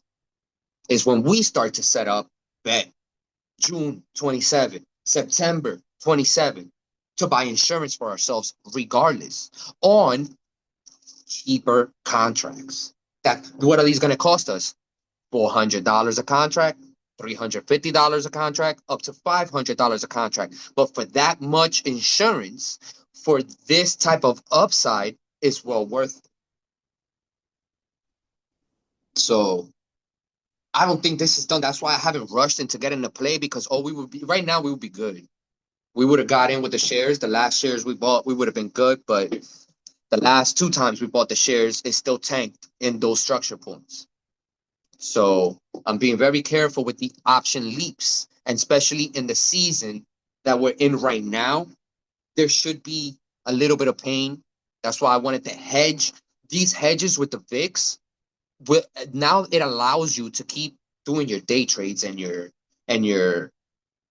scalps and your very short-term swings. Why? Because now you're hedged against this downside. So you trade these other instruments that move fast, and at some point they might implode. It doesn't matter. You're keeping your stop loss, your strategies, and you're trading happily, but you're hedged. As soon as the market blows, that VIX volatility spikes, you cash in again. So this VIX plays, those are insurance. That's insurance for a flood. If the flood comes, house is covered. The house don't flood every day, all the time it rains. But when it do, you better You gotta have the thing. If not, you ain't gonna get reimbursed with nothing. You ain't gonna cash out. So those hedges, those are insurance. When the market is complacent like this, you want to look at plays like that. The market is a little too happy right now with a lot going on. Where the U.S. is in the middle of a war. We're in the middle of this inflation situation. We got a hike. Nobody wants to hike. This guy wants to play the Trump thing. Now Besson wants to come in to put the money in, so they probably don't even have to cut hike rates. It's a lot going on. A lot of these AI companies are super well extended valuation wise. We have a company like SpaceX that just comes in and says, well, we're worth $3 trillion. When? Where? Who said that? You said that. Because the papers don't say that. It's just the idea that he has, the person that said that. So they follow suit. But this is a very volatile market that we're in. And the VIX is just resting. It's just resting. You got to think under 14, stocks is a go. VIX under 14 is a go. Once you break a 15 zone on a VIX, right? Think of there's sunny weather outside, so insurance is cheap. Ain't no flood warning. There's low fear. You could just let trades develop easily, right? Right? With the VIX under 15. Once it gets above 15, insurance becomes cheap for us because okay, volatility and complacency is just going.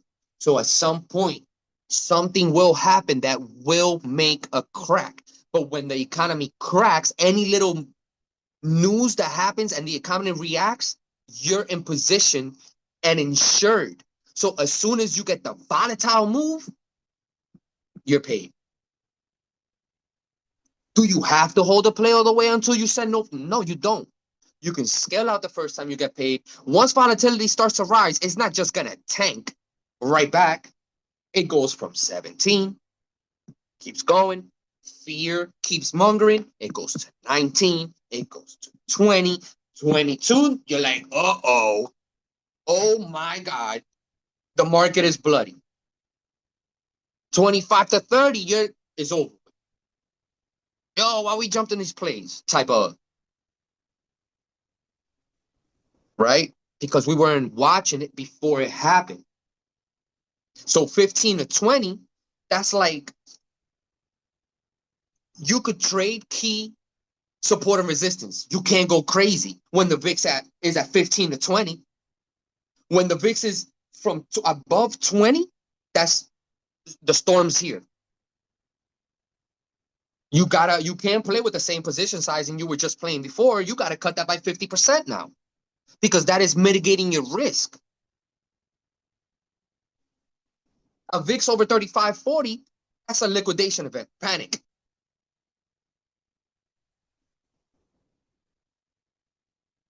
And that's when you start looking for down setups, right? If the VIX is overly high now okay, mean reversion has to happen at some point.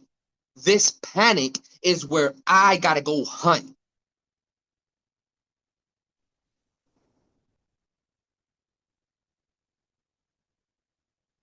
All right, so that's that on that. I wasn't even planning on. I didn't even have that talk on the VIX. Nah, but I needed that. I was trying to understand that play, so that helped. Yeah, so the play is a hedge. It's a hedge. Just mitigate your risk. Don't go buying crazy a bunch of calls. This is just a hedge to keep your money afloat for when the market implodes. Okay. For when volatility starts to actually spike, because remember, September's coming, the midterm stuff, the news is going to start brewing a move. Now, that's why we went over this stuff for next week, because next week we have that double whammy with the Fed to see what's going on with the rate hikes, which, again, possibly won't happen this September. But now, December is what we're worried about. Because are we going to end the year with a bang, or are we going to end the year with inflation fears? This energy fiasco with the overseas stuff. All this stuff matters. So therefore, nothing has been mitigated on that front. We have to hedge our future plays. Even if you get in a play now, right? And let's say you found something like Netflix that has this kind of setup. It's already at a low, right? It's already at that big demand zone. Like it's already setting up. Can it go lower? Of course, there's structure. Lower, of course. Look at that 46 structure right there where it landed. That's beautiful structure. Yes, it can go lower, but you have to. This is a big zone that got swept already, right? It held. Now this can just easily. The setup is here. This is the kind of setup that has so much upside, so much. So you get into a play like this, right? For example, this is an example on why a VIX play, if you can catch it, good, could be beneficial for your account, right? You might get into a play that has all this upside, your invalidation, let's say right here. Okay, so you get in the play. Validation, it runs, pulls back, starts to chop, right? But it never takes you out.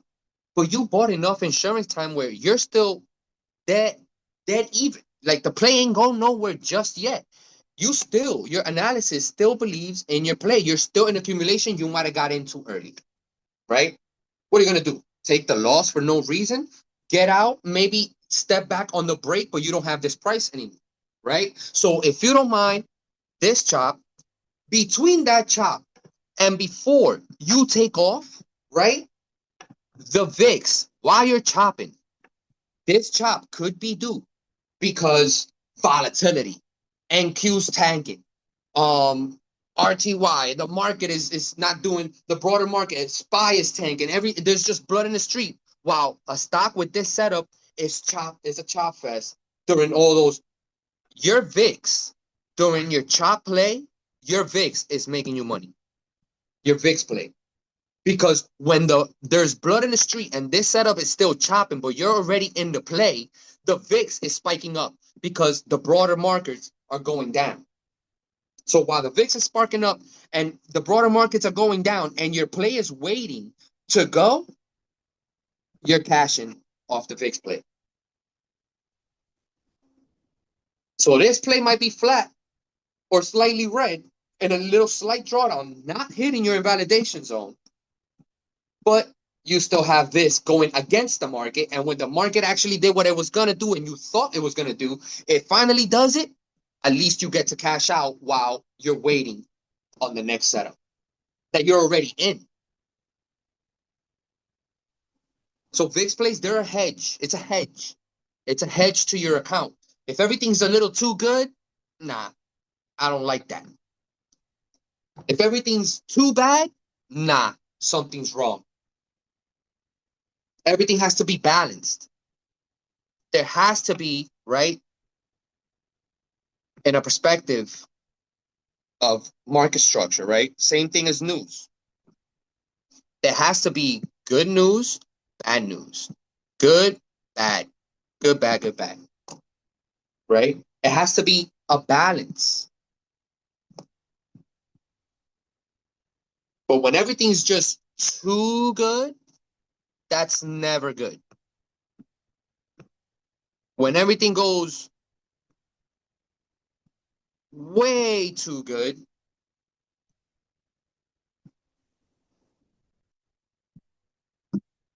you just get cooked. Because it's the complacency when everything is so good. You get hit by the punch you wasn't looking at. You got set up.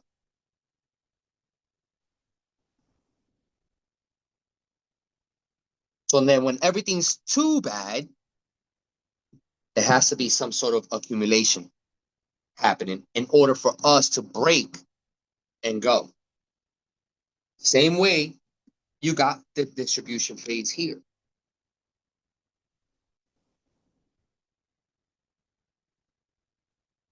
It all goes hand in hand.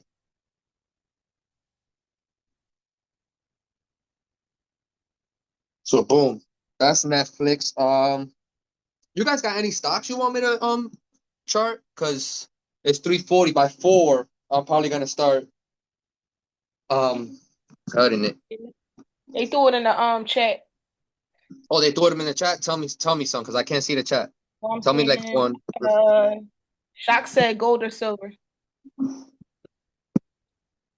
I bet. So we could do the weekly move on silver. Let's take a closer look at it then. Oh, who was I talking to that I did this? All right, hold on.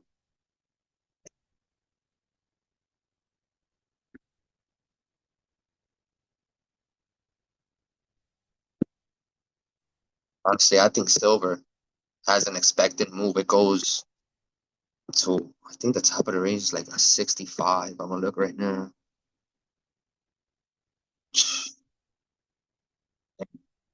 And the volume's still there. It's still there.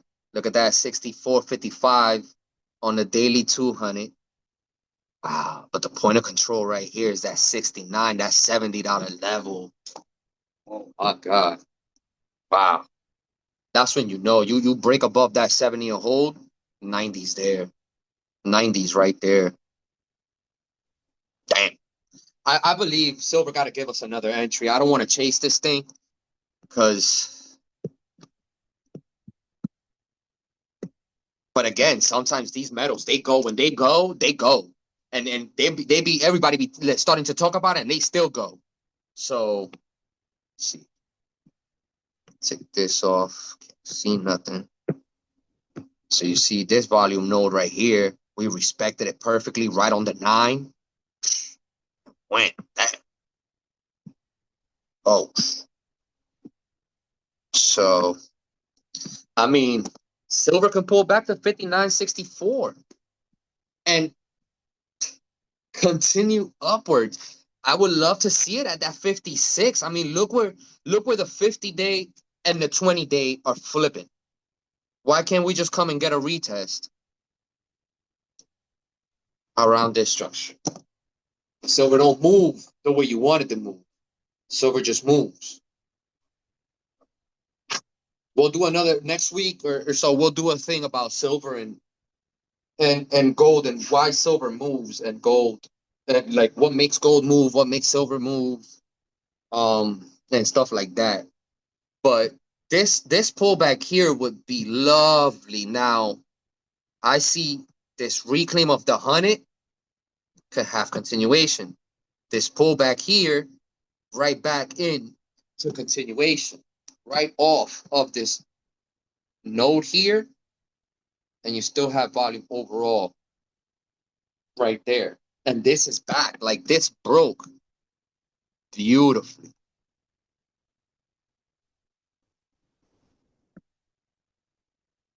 That was beautiful. Now, what I will say is it wasn't a total absorption because this candle looks a little weak, but you could tell there was a limit order right at this value area high. Look where price closed right there. So maybe these guys were stepping on the gas to get over this 100-day.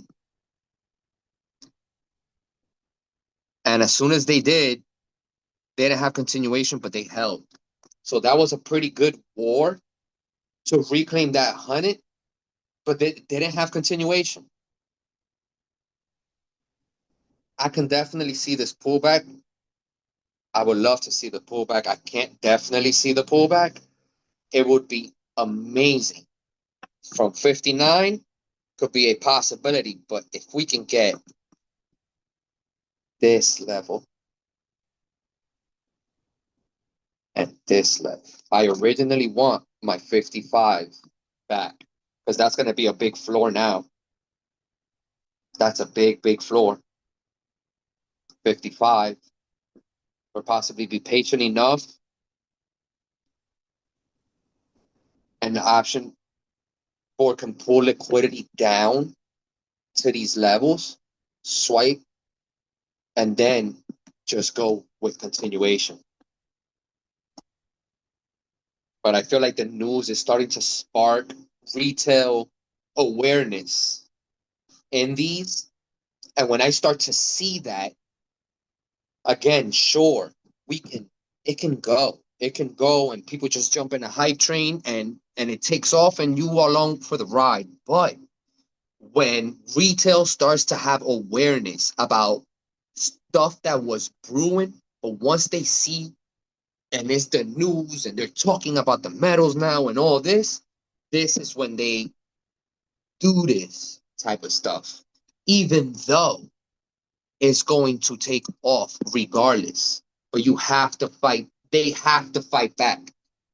They got to take all this, all their money, liquidity, bring it down, stack up, go. The fear has to, because everybody can be in there. Everybody can go. In the words of Ab, everybody can go. And when everybody starts to find out about it, that's when everybody's like, yo, silver's running, but silver's running, but we're already, and that's a lot of points to point out. We are 62.59. So we're over $3 extended on silver. We're over. Now, can we hold that 100 day at 62 and have continuation towards this structure right here?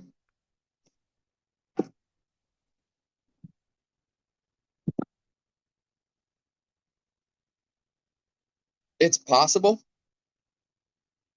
Damn. Messed up.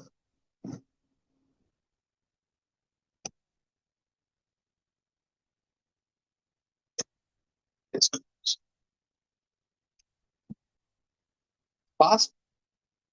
But that's the 200 day right there on a daily. And that is a big test.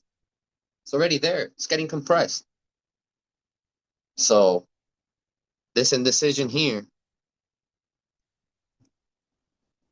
is going to cause this or this. It causes this. Watch for a rejection back to this zone. If it just breaks over and goes, watch this whole gap fill right here. Reclaim that whole structure right here, backed by institutional players. Whoever stepped into the last time will step in and defend.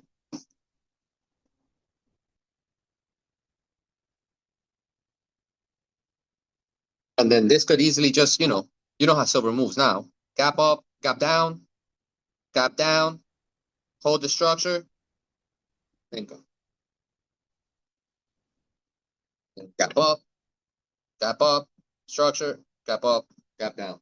That's how silver moves. Now I do like to watch silver on that 24-hour or the extended time zone because I like to see, like I like to see what happened in the gaps. On real-time hours, I do put it here.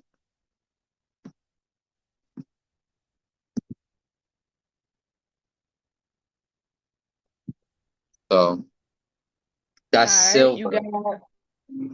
You got about 3 more. Bet. Levine put up UEC. UEC? Bet. I have that long term actually. UEC. Mm-hmm. But that's way before the group. This is something I bought a while back. I think I bought these at it was somewhere down here. Yeah. Somewhere around this nastiness right here. But I bought shares. I don't have a play in this. This is just strictly shares a long time ago. They're doing all right.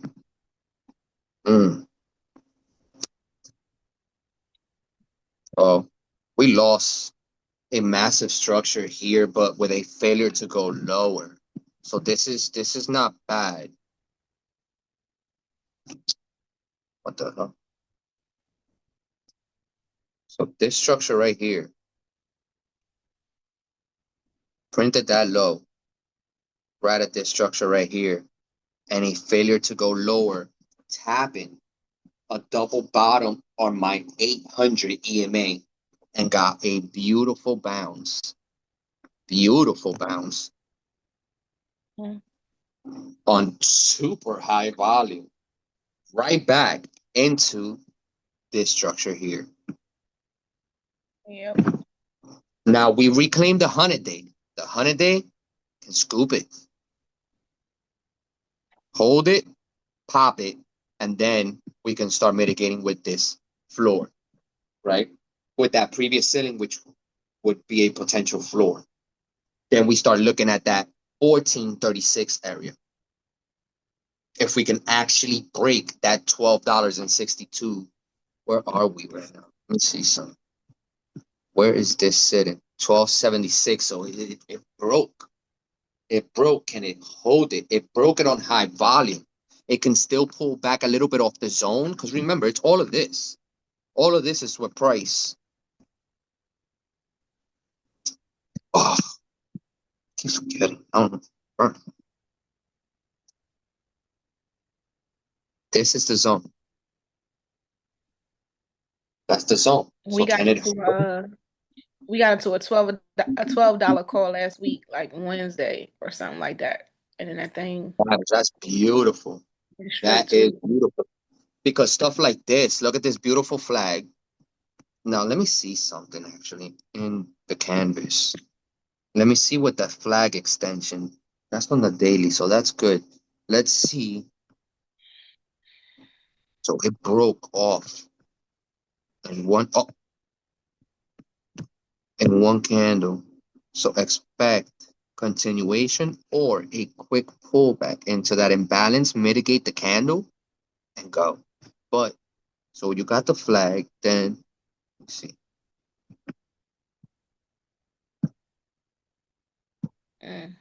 Pull right here, breakout right here. So you have a whole target of 1384, damn near $14. Good work. Good work, you and Levine right there. That was beautiful. That is beautiful. So boom. So you can come all the way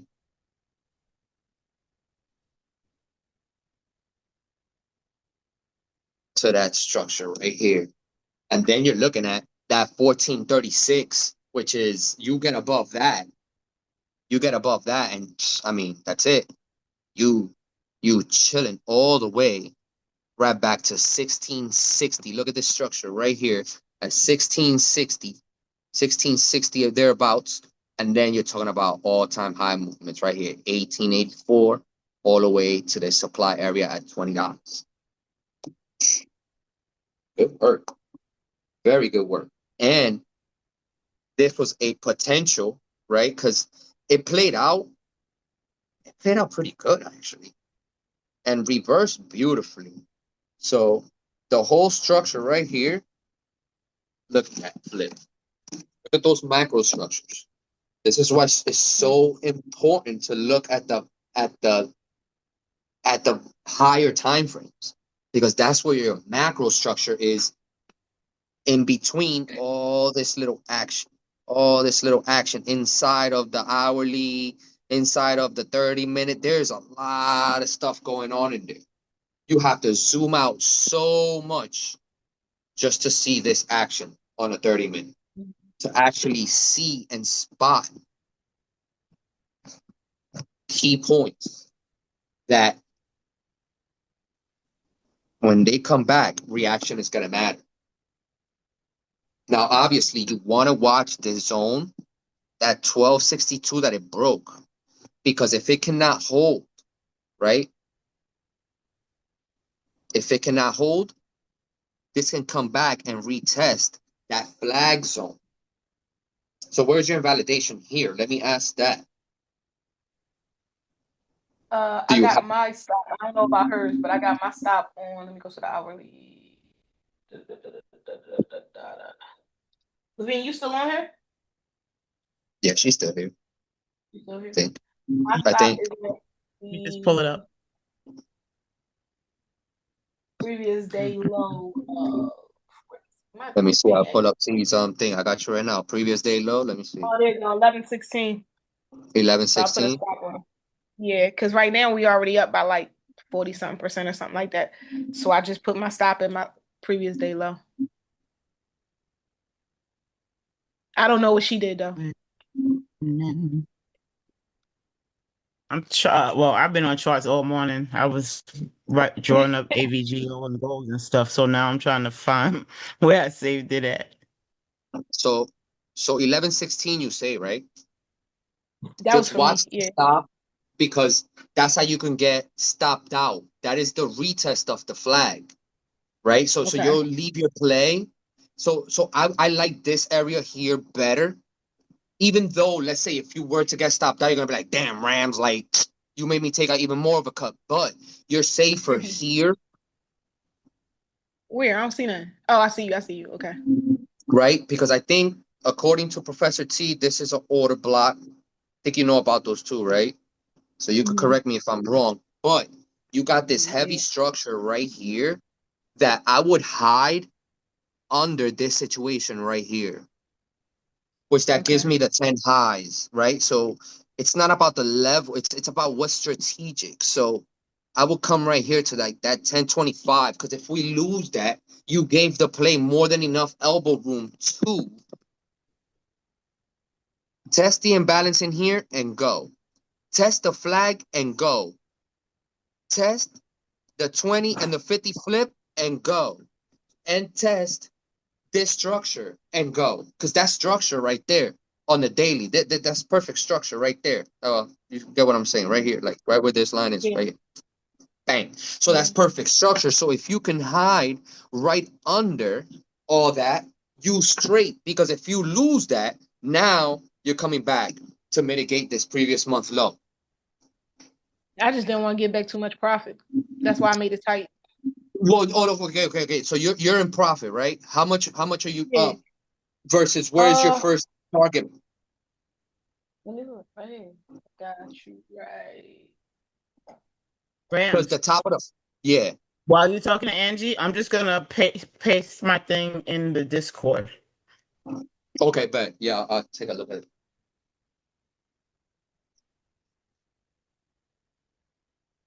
I know I'm up over 40%. I can't find my screenshot right now, but I know I'm up over 40%. So that's beautiful, Angie. You know what? A tighter stop. You up over 40%. You know what I'm gonna tell you? You lose this 99 daily right here. I'm out. Put it like that. Got you. You're already up 40%.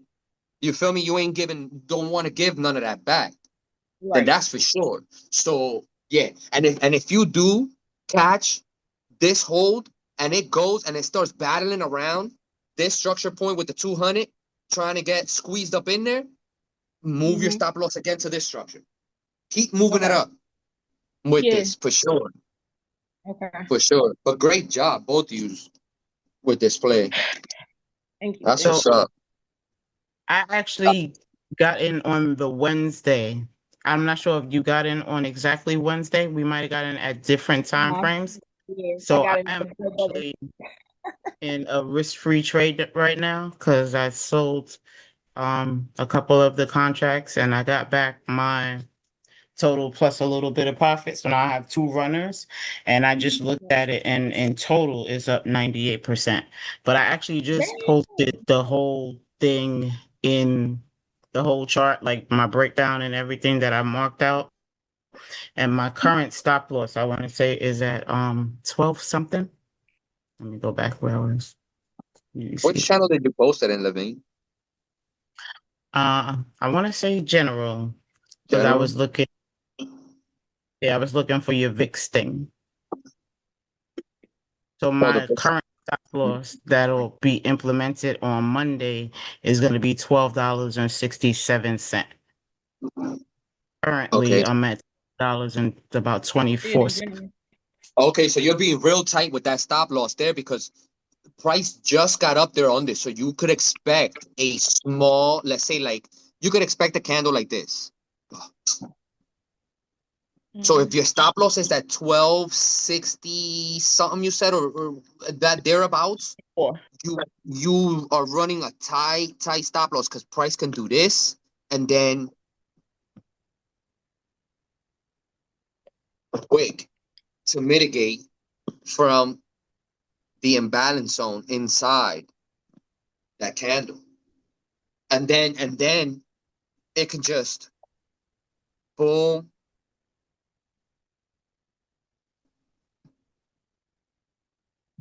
boom, and then boom, then go, right? Because it'll battle even here. Yeah, I didn't move it yet. I have Yeah, on my so notes.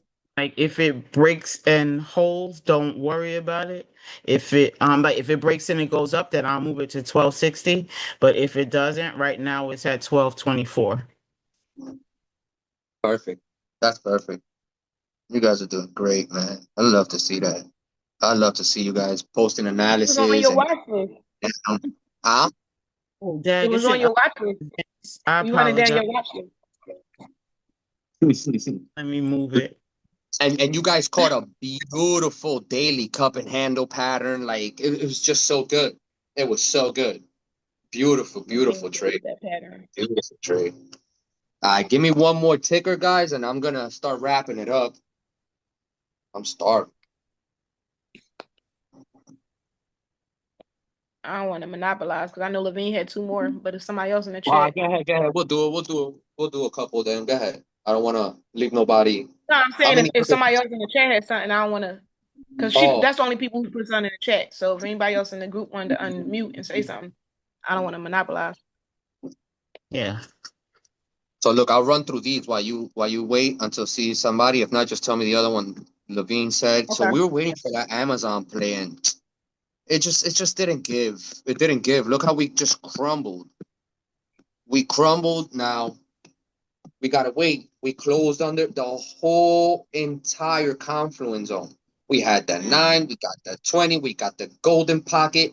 I mean, that was just beautiful. But it rejected. So no play. No play. It rejected. Now you're inside of this gap, which I gotta see what happens with this gap. I can't front run it now. Keep doing it. Right here. So now you're in here. Now, Okay, now it's posted in general and okay, I'm gonna take a look at that. But boom. So now you're looking at this supply zone, failure to go higher, higher low, and then a move right back into this structure. Yeah.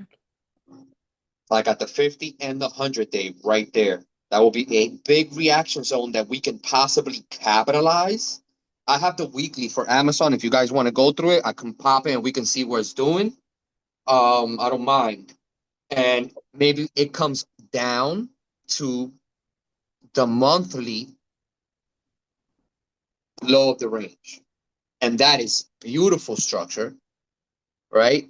For a nice pop to even reap more rewards towards that 270. There's heavy calls on Amazon now. Amazon, for some reason, a lot of people are betting on that 300. So Amazon is doing its thing. Amazon keeps investing. Amazon keeps being profitable. And the market cap is still teeter-tottering in the air for sure. But that's why I didn't execute on Amazon, because it just didn't hold. It didn't hold what needed to be held. We were coming right here. Look at all the confluences. Literally, they're all right there. Like that was the whole entry zone. All we needed was boom, higher low, first entry, full size, whatever you were gonna get from it, and wait. It's gonna be good.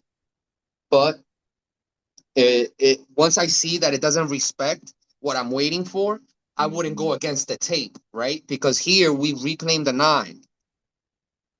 We broke under, nice downdraft, got extended, broke above on okay volume. This had the chance to pull back right into the zone mitigate that fair value gap, that imbalance, and take off into our structure points. But we didn't get that. What we got was a failure, right? It went up, made that circle, broke under, came up, broke. So my analysis, my entry, it faked me out. Not that like I got in, not that we executed, but it faked me out because when it came down, it broke under the 9 and it was never able to sweep and reclaim. Can it reclaim this week on good news and pop off? Possibly, and we'll be on alert. But this is the reason we didn't execute. We lost too many confluences in one shot. Once you go against, even if you have a play, right? See, and now there's a chance of a reclaim because now you pulled back into structure.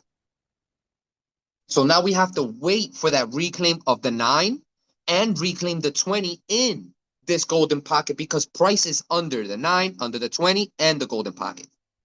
So just because we tip the structure doesn't mean we're going to do this and right into this pocket of the structure. Right here, right here, right here.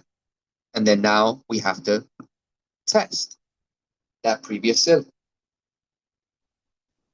And then we could just get a nice reverse. Right at here, 250 zone. We lose this. We lose this. Now you're talking about this structure here. Okay. Because you're just following all the big players, where the structure is sitting, my MAs.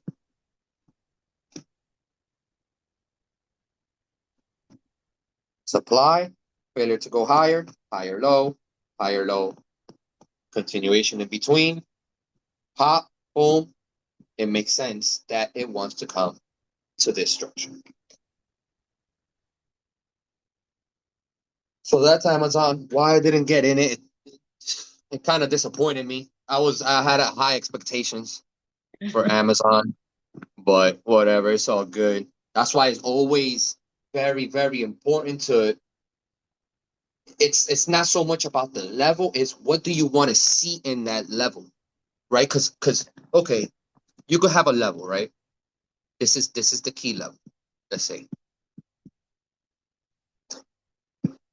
You get in here, right? You get right there just because we're touching it. It does. Boom. Oh, I'm a genius. And then, bang, right? You got the high, you got the higher low, failure to go higher, breaks. So you anticipated the breakdown without the structure first. Then it's not about the level. Again, let's say if you wanted to go on a counter trend, okay, mean reversion. It's not you buy, right, long again here for this because, again, you're going to get this and it's going to catch you off guard. So what happens is you got your level of interest. It taps, it holds, it fails to go lower. It gives you either a little internal break of structure or, right, even if you don't get the break of structure, you start getting a coil. Higher lows, bang. Right? Because when something is coiling, right, something is about to pop. But if you hold on a key level, you have something like the 20 or the 9 perfectly in confluence and you got a coil going on. Boom. So it's not about buying in the key level, is what do you want to see at the key level so you can take your actual entry.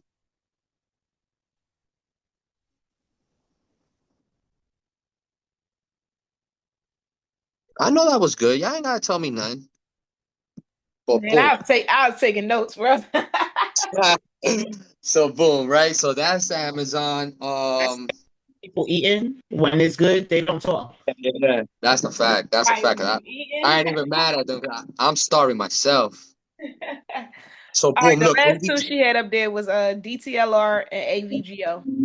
DTLR. I bet. Oh damn, that's crazy. I was just typing AVGO. I bet. So we'll do DTLR or What is DTL. it? DLTR. I'm sorry, DLTR. Dollar Tree I'm a is one of sneakerhead. mine. I love Dollar Tree. It's been strong lately, but it's been choppy up here. Mm, wow.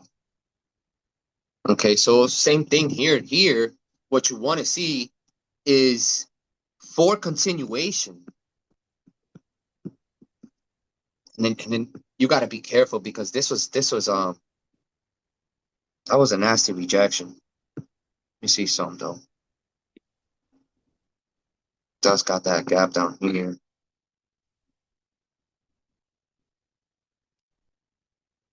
One oh six, but it did good here. Thought that was my square. Damn. Did good here. This was good. They capped it here. From this, they collected here and took it. But you see now, you're coming into this supply area. Immediately price rejected getting there. But this is such tight price action every day because it's being shy. All these sellers right here are defending this zone. Now, you want to get this because I've been trying to get into Dollar Tree. It's been tricky. It has a good rejection off this here, a good hold. I would wait for this chop fest to continue, possibly get that 50-day in there and a pullback to this 125, 124 structure before I look at some longs.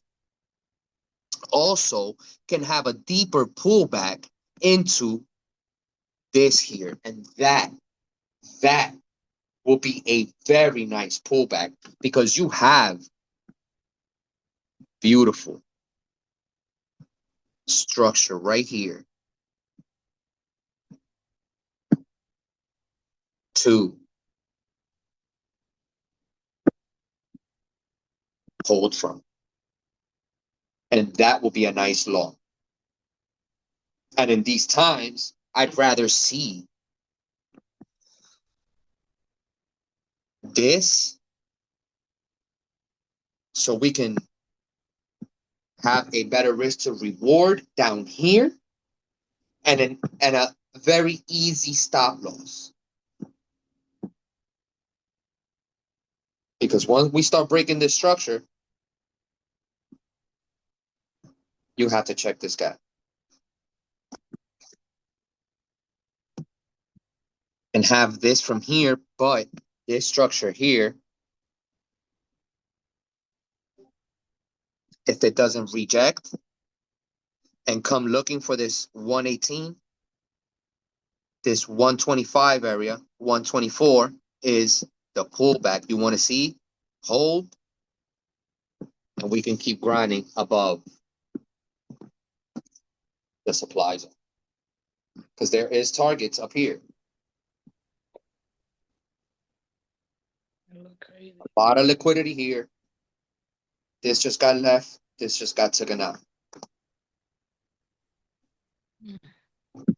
So now what would make sense is possibly collect, well, this right here collected all this liquidity here, right? So possibly on our heat map, you have a bunch of liquidity right here with this imbalance right here. So this will be our zone that we want to watch the pullback and go. 125, 124. Okay. And again, under that 122, you got this little gap right here that can come for an even deeper discount towards that 120, 118 area. I love Dollar Tree. I always, it's one of my traders. It's one of my, something I always keep an eye on. I love Dollar Tree, like Dollar General. Love companies like that. And what else you said? The other one was ABGO. Yep, that was the last one. And ain't nobody else put nothing in the chat, so they should be good to go. Starting to think I'm boring them. Nah, just kidding, yeah. Look, so boom, ABGO. I thought I saw some bullish news on ABGO. I could be wrong. I think I did that. But ABGO is not looking too good here. This is not looking too good here because I would hate to be in that drop. That gap is crazy. yeah, this looks ugly. Now, let's see. Let me see down below. Okay, yeah. Very thin. All of this is very thin right here. That bear flag plays out. All of this right here is very thin, and then you got another little gap here that falls right with this structure here. Then you got the bottom of the gap, which is this structure here, and then you have good backup here. You also have then you gotta worry about this possible developing flag that it can, if the 9 is doing this right here, reject, come in for an H pattern, rejecting on that 9, possibly pop for another higher low and lose this structure here. You lose this structure here at that 355 area. Boom, boom, all this will get ate up. So you fall right into this structure here. And this is where you'll want to see if you're going to lose this low or you're going to respect this 800 EMA, boom, and then start reclaiming. But for now, ABGO looks bearish overall. What I will say is we have NVIDIA earnings coming up, and we have early September earnings for ABGO. If NVIDIA earnings comes out good, this can easily see. Boom. So see, because we are here.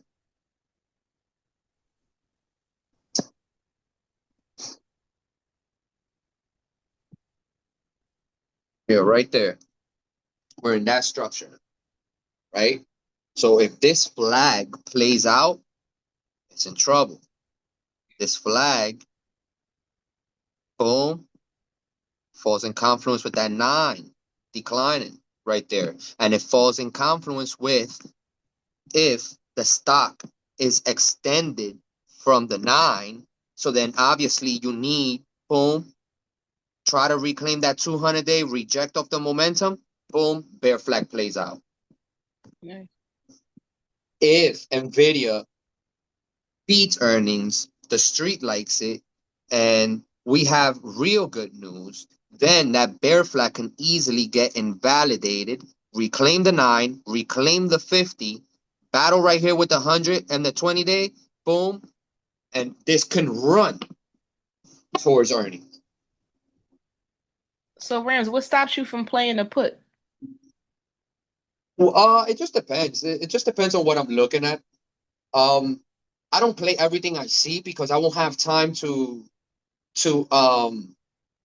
what's it called? Like manage all the plays. Like you could see a lot of plays, but if you get into all those plays and I have busy days sometimes, so I like if I'm not day trading or if it's like a quick where my intention is okay, if I could get in this day, if I could find a good footing, right? All I need is my first point of structure, my second one for TP1 and 2. Once I can just hit, I go to work. I never get taken out on my runner. Boom, TP1 and TP2, target acquired. I'm done. Something tanks, I'm out to play. It's all good. But just to do it, I don't really trade ABGO. It's not something I trade.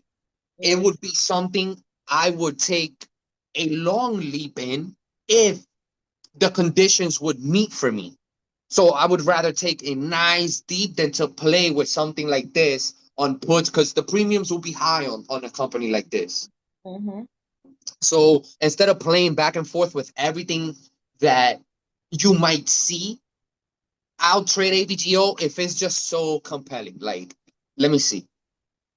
Like, it would have to be really compelling. Like, I would have to like see something really like So look, compelling now.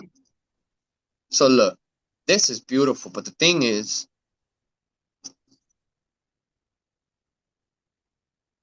that's beautiful structure right there for the week, right? Now, you could say this was a macro bull flag, right? Mhm. Broke under perfect confluence, but under a massive volume rejection. Yeah. Even this test, when it broke, Mhm. volume wasn't really showing signs of accumulation inside of that flag. Sellers were actually a little stronger in cases inside of this. And when it did break,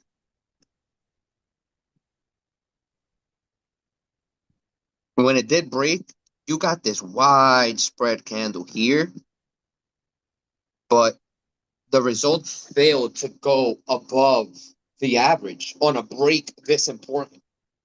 And then it fell in correlation with when it broke, right? Previous week low, previous month high. Broke all of this on low volume. Mhm. This is the after effects when volume is not there. The breakout wasn't ready. Now, the longer this goes, the more it's not a bull flag because the pull becomes a small size compared to the time of consolidation. So at some point, the bull flag expires of the potential bull flag, and now it can just consolidate here, sweep, sweep, higher low, failure to go lower, then it can take off this structure. Because at some point, it's not a bull flag anymore. Now, what I will say is, if this holds right here,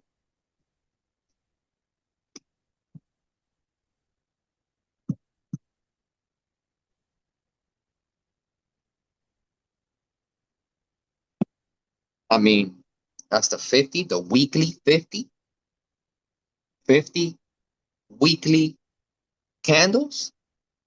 If it can hold this and NVIDIA pops it, that's beautiful.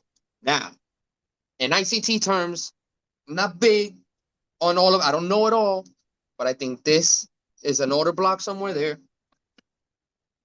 This is an imbalance right here. You can pop, still reject. Even if you pop, you got your high, ready to go higher.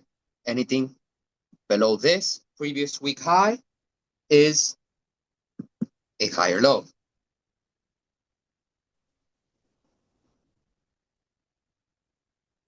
And then again, at the same time, all of that to say,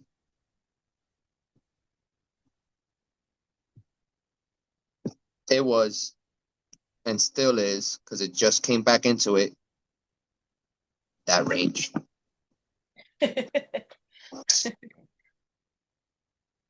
And then look, even to make a point of when you see a coil, right? Look at price, tightening up, tightening up. I think you'll see it better if I draw it. Look how price just tightens up and look how it snaps. Mhm. Yeah. So when you guys on the site and the scanner see a coil, go check on the daily, go check where that coil, where it's at. Mark your levels of that range. And then, Mark, you take your play. Those are easy day trades. Those are easy scalps. Then, for the ICT folks, if this is a nice order block or whatever it means, you already know it's going to reject. You take your profit and go. Then, high, failure to go higher. Easy money. of a coil. That's good. Your white line is your 9? It's my 9, yeah. Okay. All right. But But some people use the 8. The 8 is very powerful. It's just like the 9. And then you have the 10. So the 10, 8, and 9, they're almost like right there together as far as the mathematical equation goes. So they're all right. None of them is right or wrong. I just preferably use the 9. But if you're used to one that isolates your price movements and is a price magnet, use it. Use it. I just love the 9 because it's the one that I study the most. It's the one I use, so I feel comfortable. I already know what happens when price comes to the 9. Some people feel the same way about the 8 and the 10. That's how they play them. But yeah, so let me see what else. Something. it wasn't What nothing am I else. missing? Was nothing else in the chat. I mean, Right. talking. Wasn't So another. let's take a look at Meta at least. We'll take a look at Meta from the fiasco that is happening, and we'll take a look at MU since it's a popular.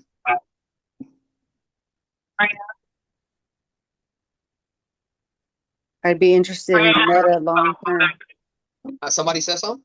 Yeah, it's Nisi. Yeah. But, oh, it was Lakia, but I guess Nisi is talking too. Oh, I'm sorry. I Love didn't hear Lakia. Lakia. Go ahead, Lakia. No. The wrong way. Oh, Jesus.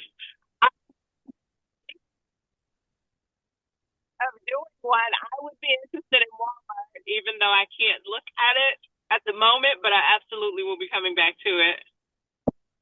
Okay, so Walmart. Yeah. Because I got an alert the other day that the price had started going down, so I'm curious to see what's happening with Walmart. Well, right now, on the weekly basis, so hold on, let me do a little erasing of all this stuff. Whoever I was talking to with Walmart, I left all this stuff here.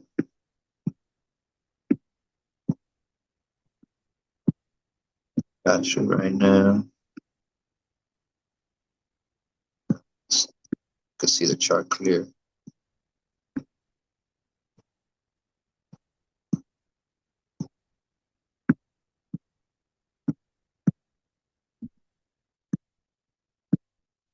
Bang, bang, bang, bang. All that. So you got a couple things going on with Walmart here on a weekly basis, and we'll go down to the daily just to see the micro aspect of this macro weekly. But Walmart pulled back all the way to a very important structure here. So at this 104.51,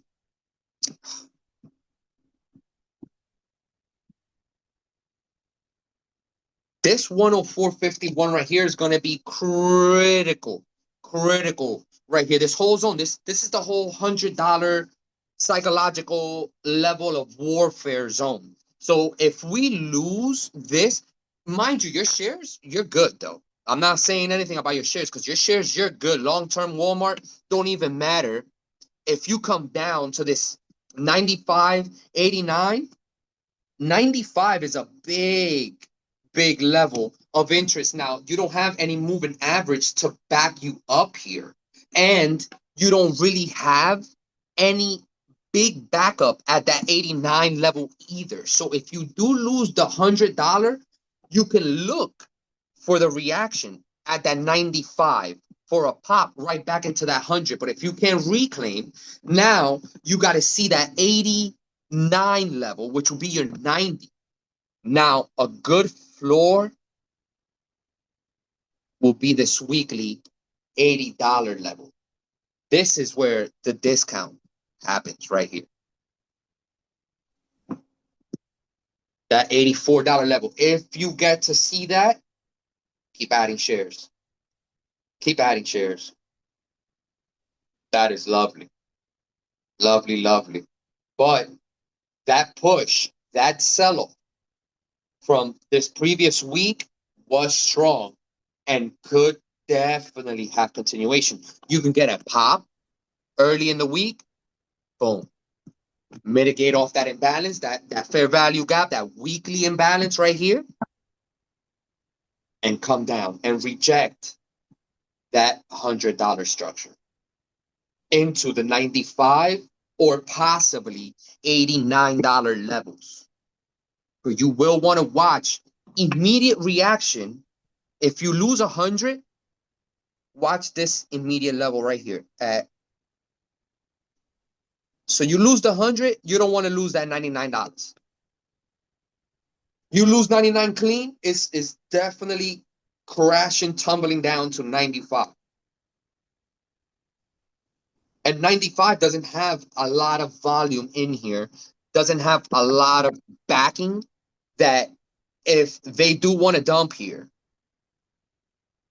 they can easily dump to this whole area right here between 89 and that $80 level, because that is where the big players are sitting, and that is what will be defended. You lose 89, I mean, you got this, hasn't got mitigated. This hasn't got mitigated. So under the right circumstances, Walmart can take a nice pivot down to those $70, $60 zones under the right situations, right? Because then even this 50, this is your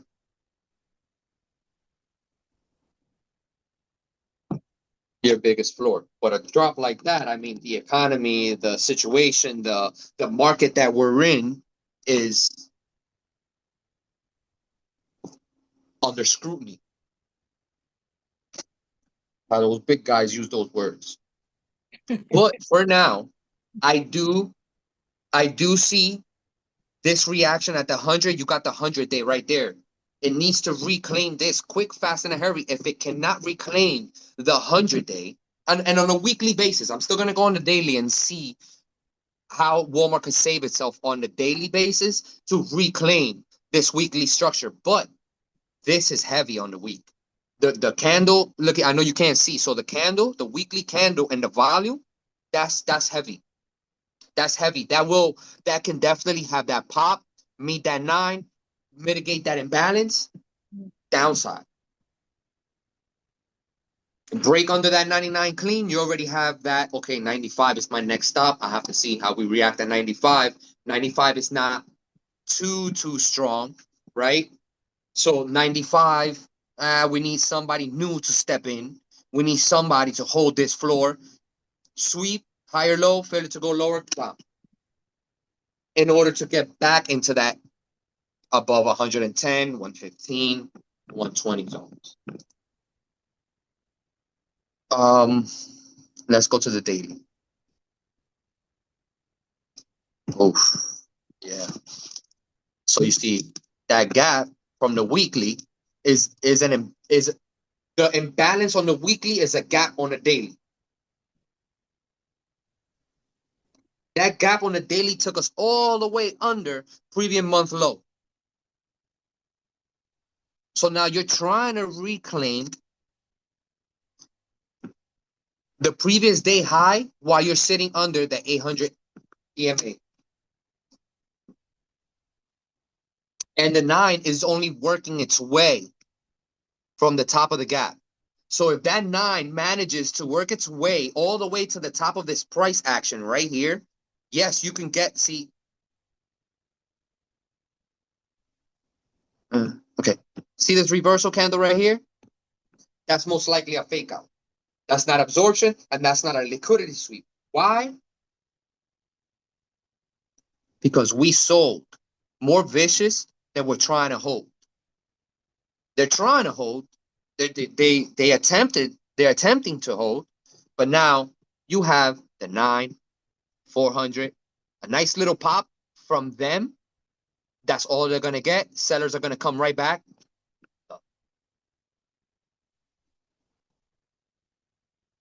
And it's all H's. And H is just going down. It starts developing a bear flag. It breaks. Make sure H, you get continuation if it continues, or you get a pop. Higher low sets up, and then boom, another crash. But I would definitely just keep an eye on that $100 level and 95 to see that hold. Then you can worry about the $90 level, 92 to be more precise. But I have 89.32 there.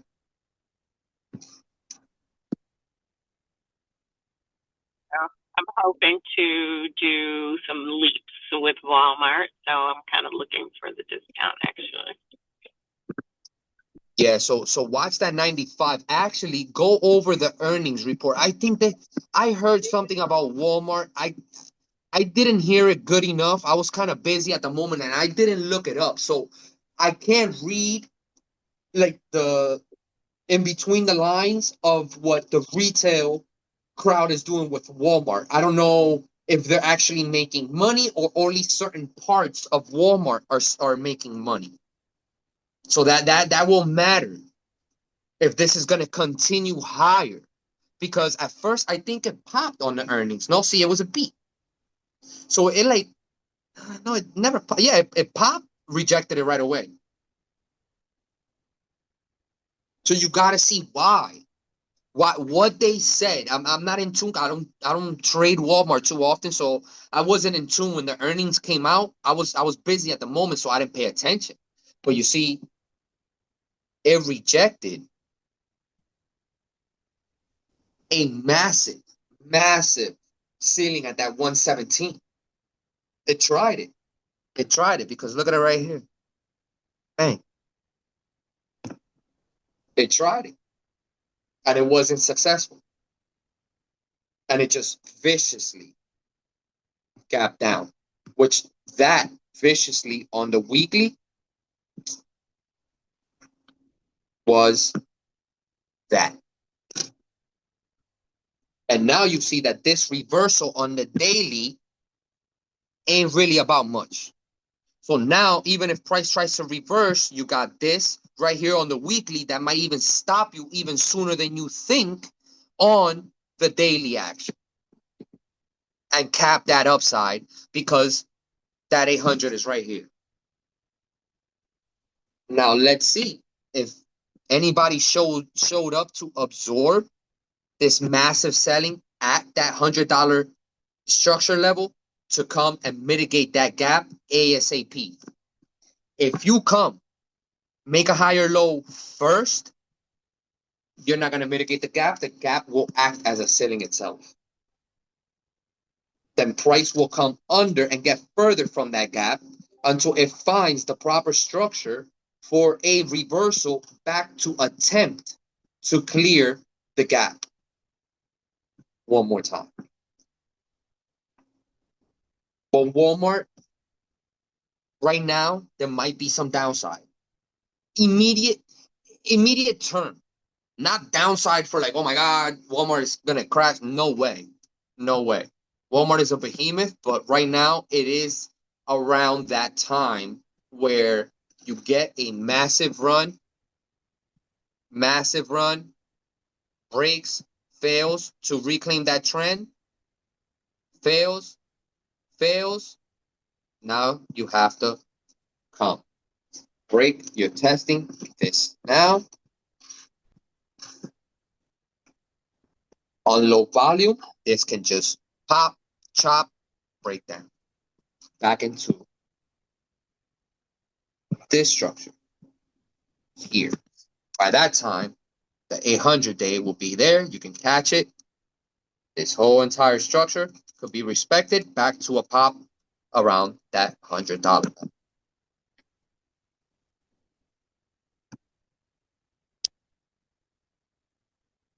But if 100 is not reclaimed, it's only going to be a higher low and more downside is to be expected on Walmart for sure. For now. Let's see what this week happens. Let's see what the Fed is thinking about because all of this stems, these drops, all this stuff that's happening now, it's also people positioning for next week. If it's all good, this thing reverses right away. It can reverse. It can come and reclaim this structure, maybe chop around here and then take off. Depending on what the earnings news was at the same time. I haven't looked at the news, at the earnings news. But maybe I'll look it up later and post it in the group. But for now, all you got to know is that this very critical right here. And it's structure by structure. Then comes this right here. If that was what were to happen. And then now you got to start thinking, okay, who was this? Okay, this is a discount area. This would be a stop loss area. This will be TP1 area.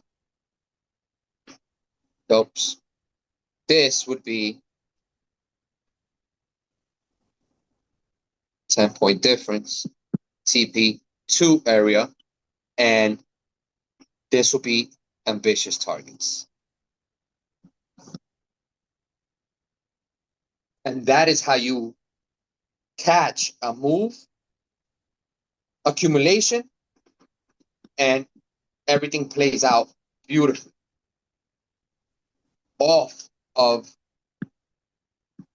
structure, real structure points, following the order flow.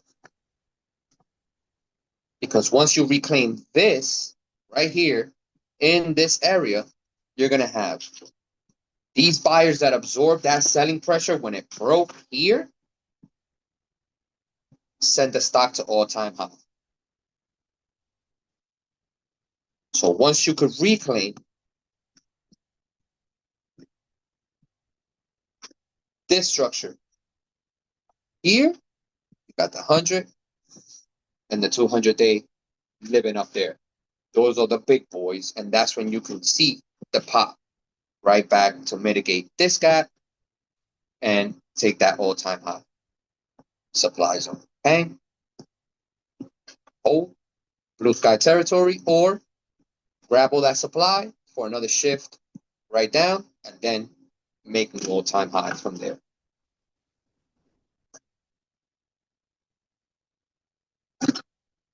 That is well.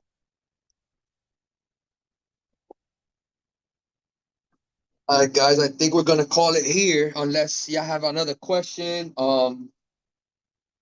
It's cool. And then I hope I ain't bored y'all too long, because I said it's gonna be kind of short, but I guess Nah, you did good, man. more time. How long we go for? You did good. I don't even know. Hours and 33 minutes. Oh, that was good. That was good. That was good. You did your thing on your first solo. And were calm. We could hear everything. You caught yourself when you was scratching up them charts a little bit. I was like, damn, here you go. But you kept catching yourself and cleaning it up. You did great. Yeah. You did I'm great. trying to work on that. Now I'm making the chart a little too messy so everybody could keep following step by step. So Yeah. that's good. That's good. They still got a little messy at times, but I'm working on it. I'm gonna get it better. You even had time to go in and show the weekly edge thing, and it didn't feel like, oh my gosh. You know what I'm saying? You did. Kudos And to you. that just reminded me too, Levine. That just reminded me. I'm gonna look for that video. They and found put- it. Oh, he found it? They said it was during Something like that. They put it February in the 16th. chat. February 16th on YouTube. Bet. So, all right, fellas. Thank you for spending the time. Thank you for coming through. And I hope you guys got something good out of this. Yes, sir. You posting this one on YouTube as well, right? Yeah, because this is getting recorded, right? Yeah. It says, yeah. So we good. As soon as it's ready to go, I'm gonna just put the little intro on it, boom, and then I'm gonna post it, and I'm gonna post it on you guys on the group. Thanks, Rams. All right, guys. Have a good weekend. I'm gonna catch y'all in the chat.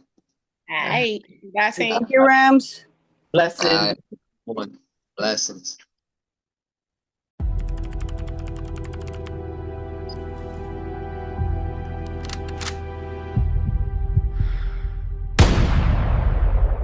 Sniper discipline, never looking back.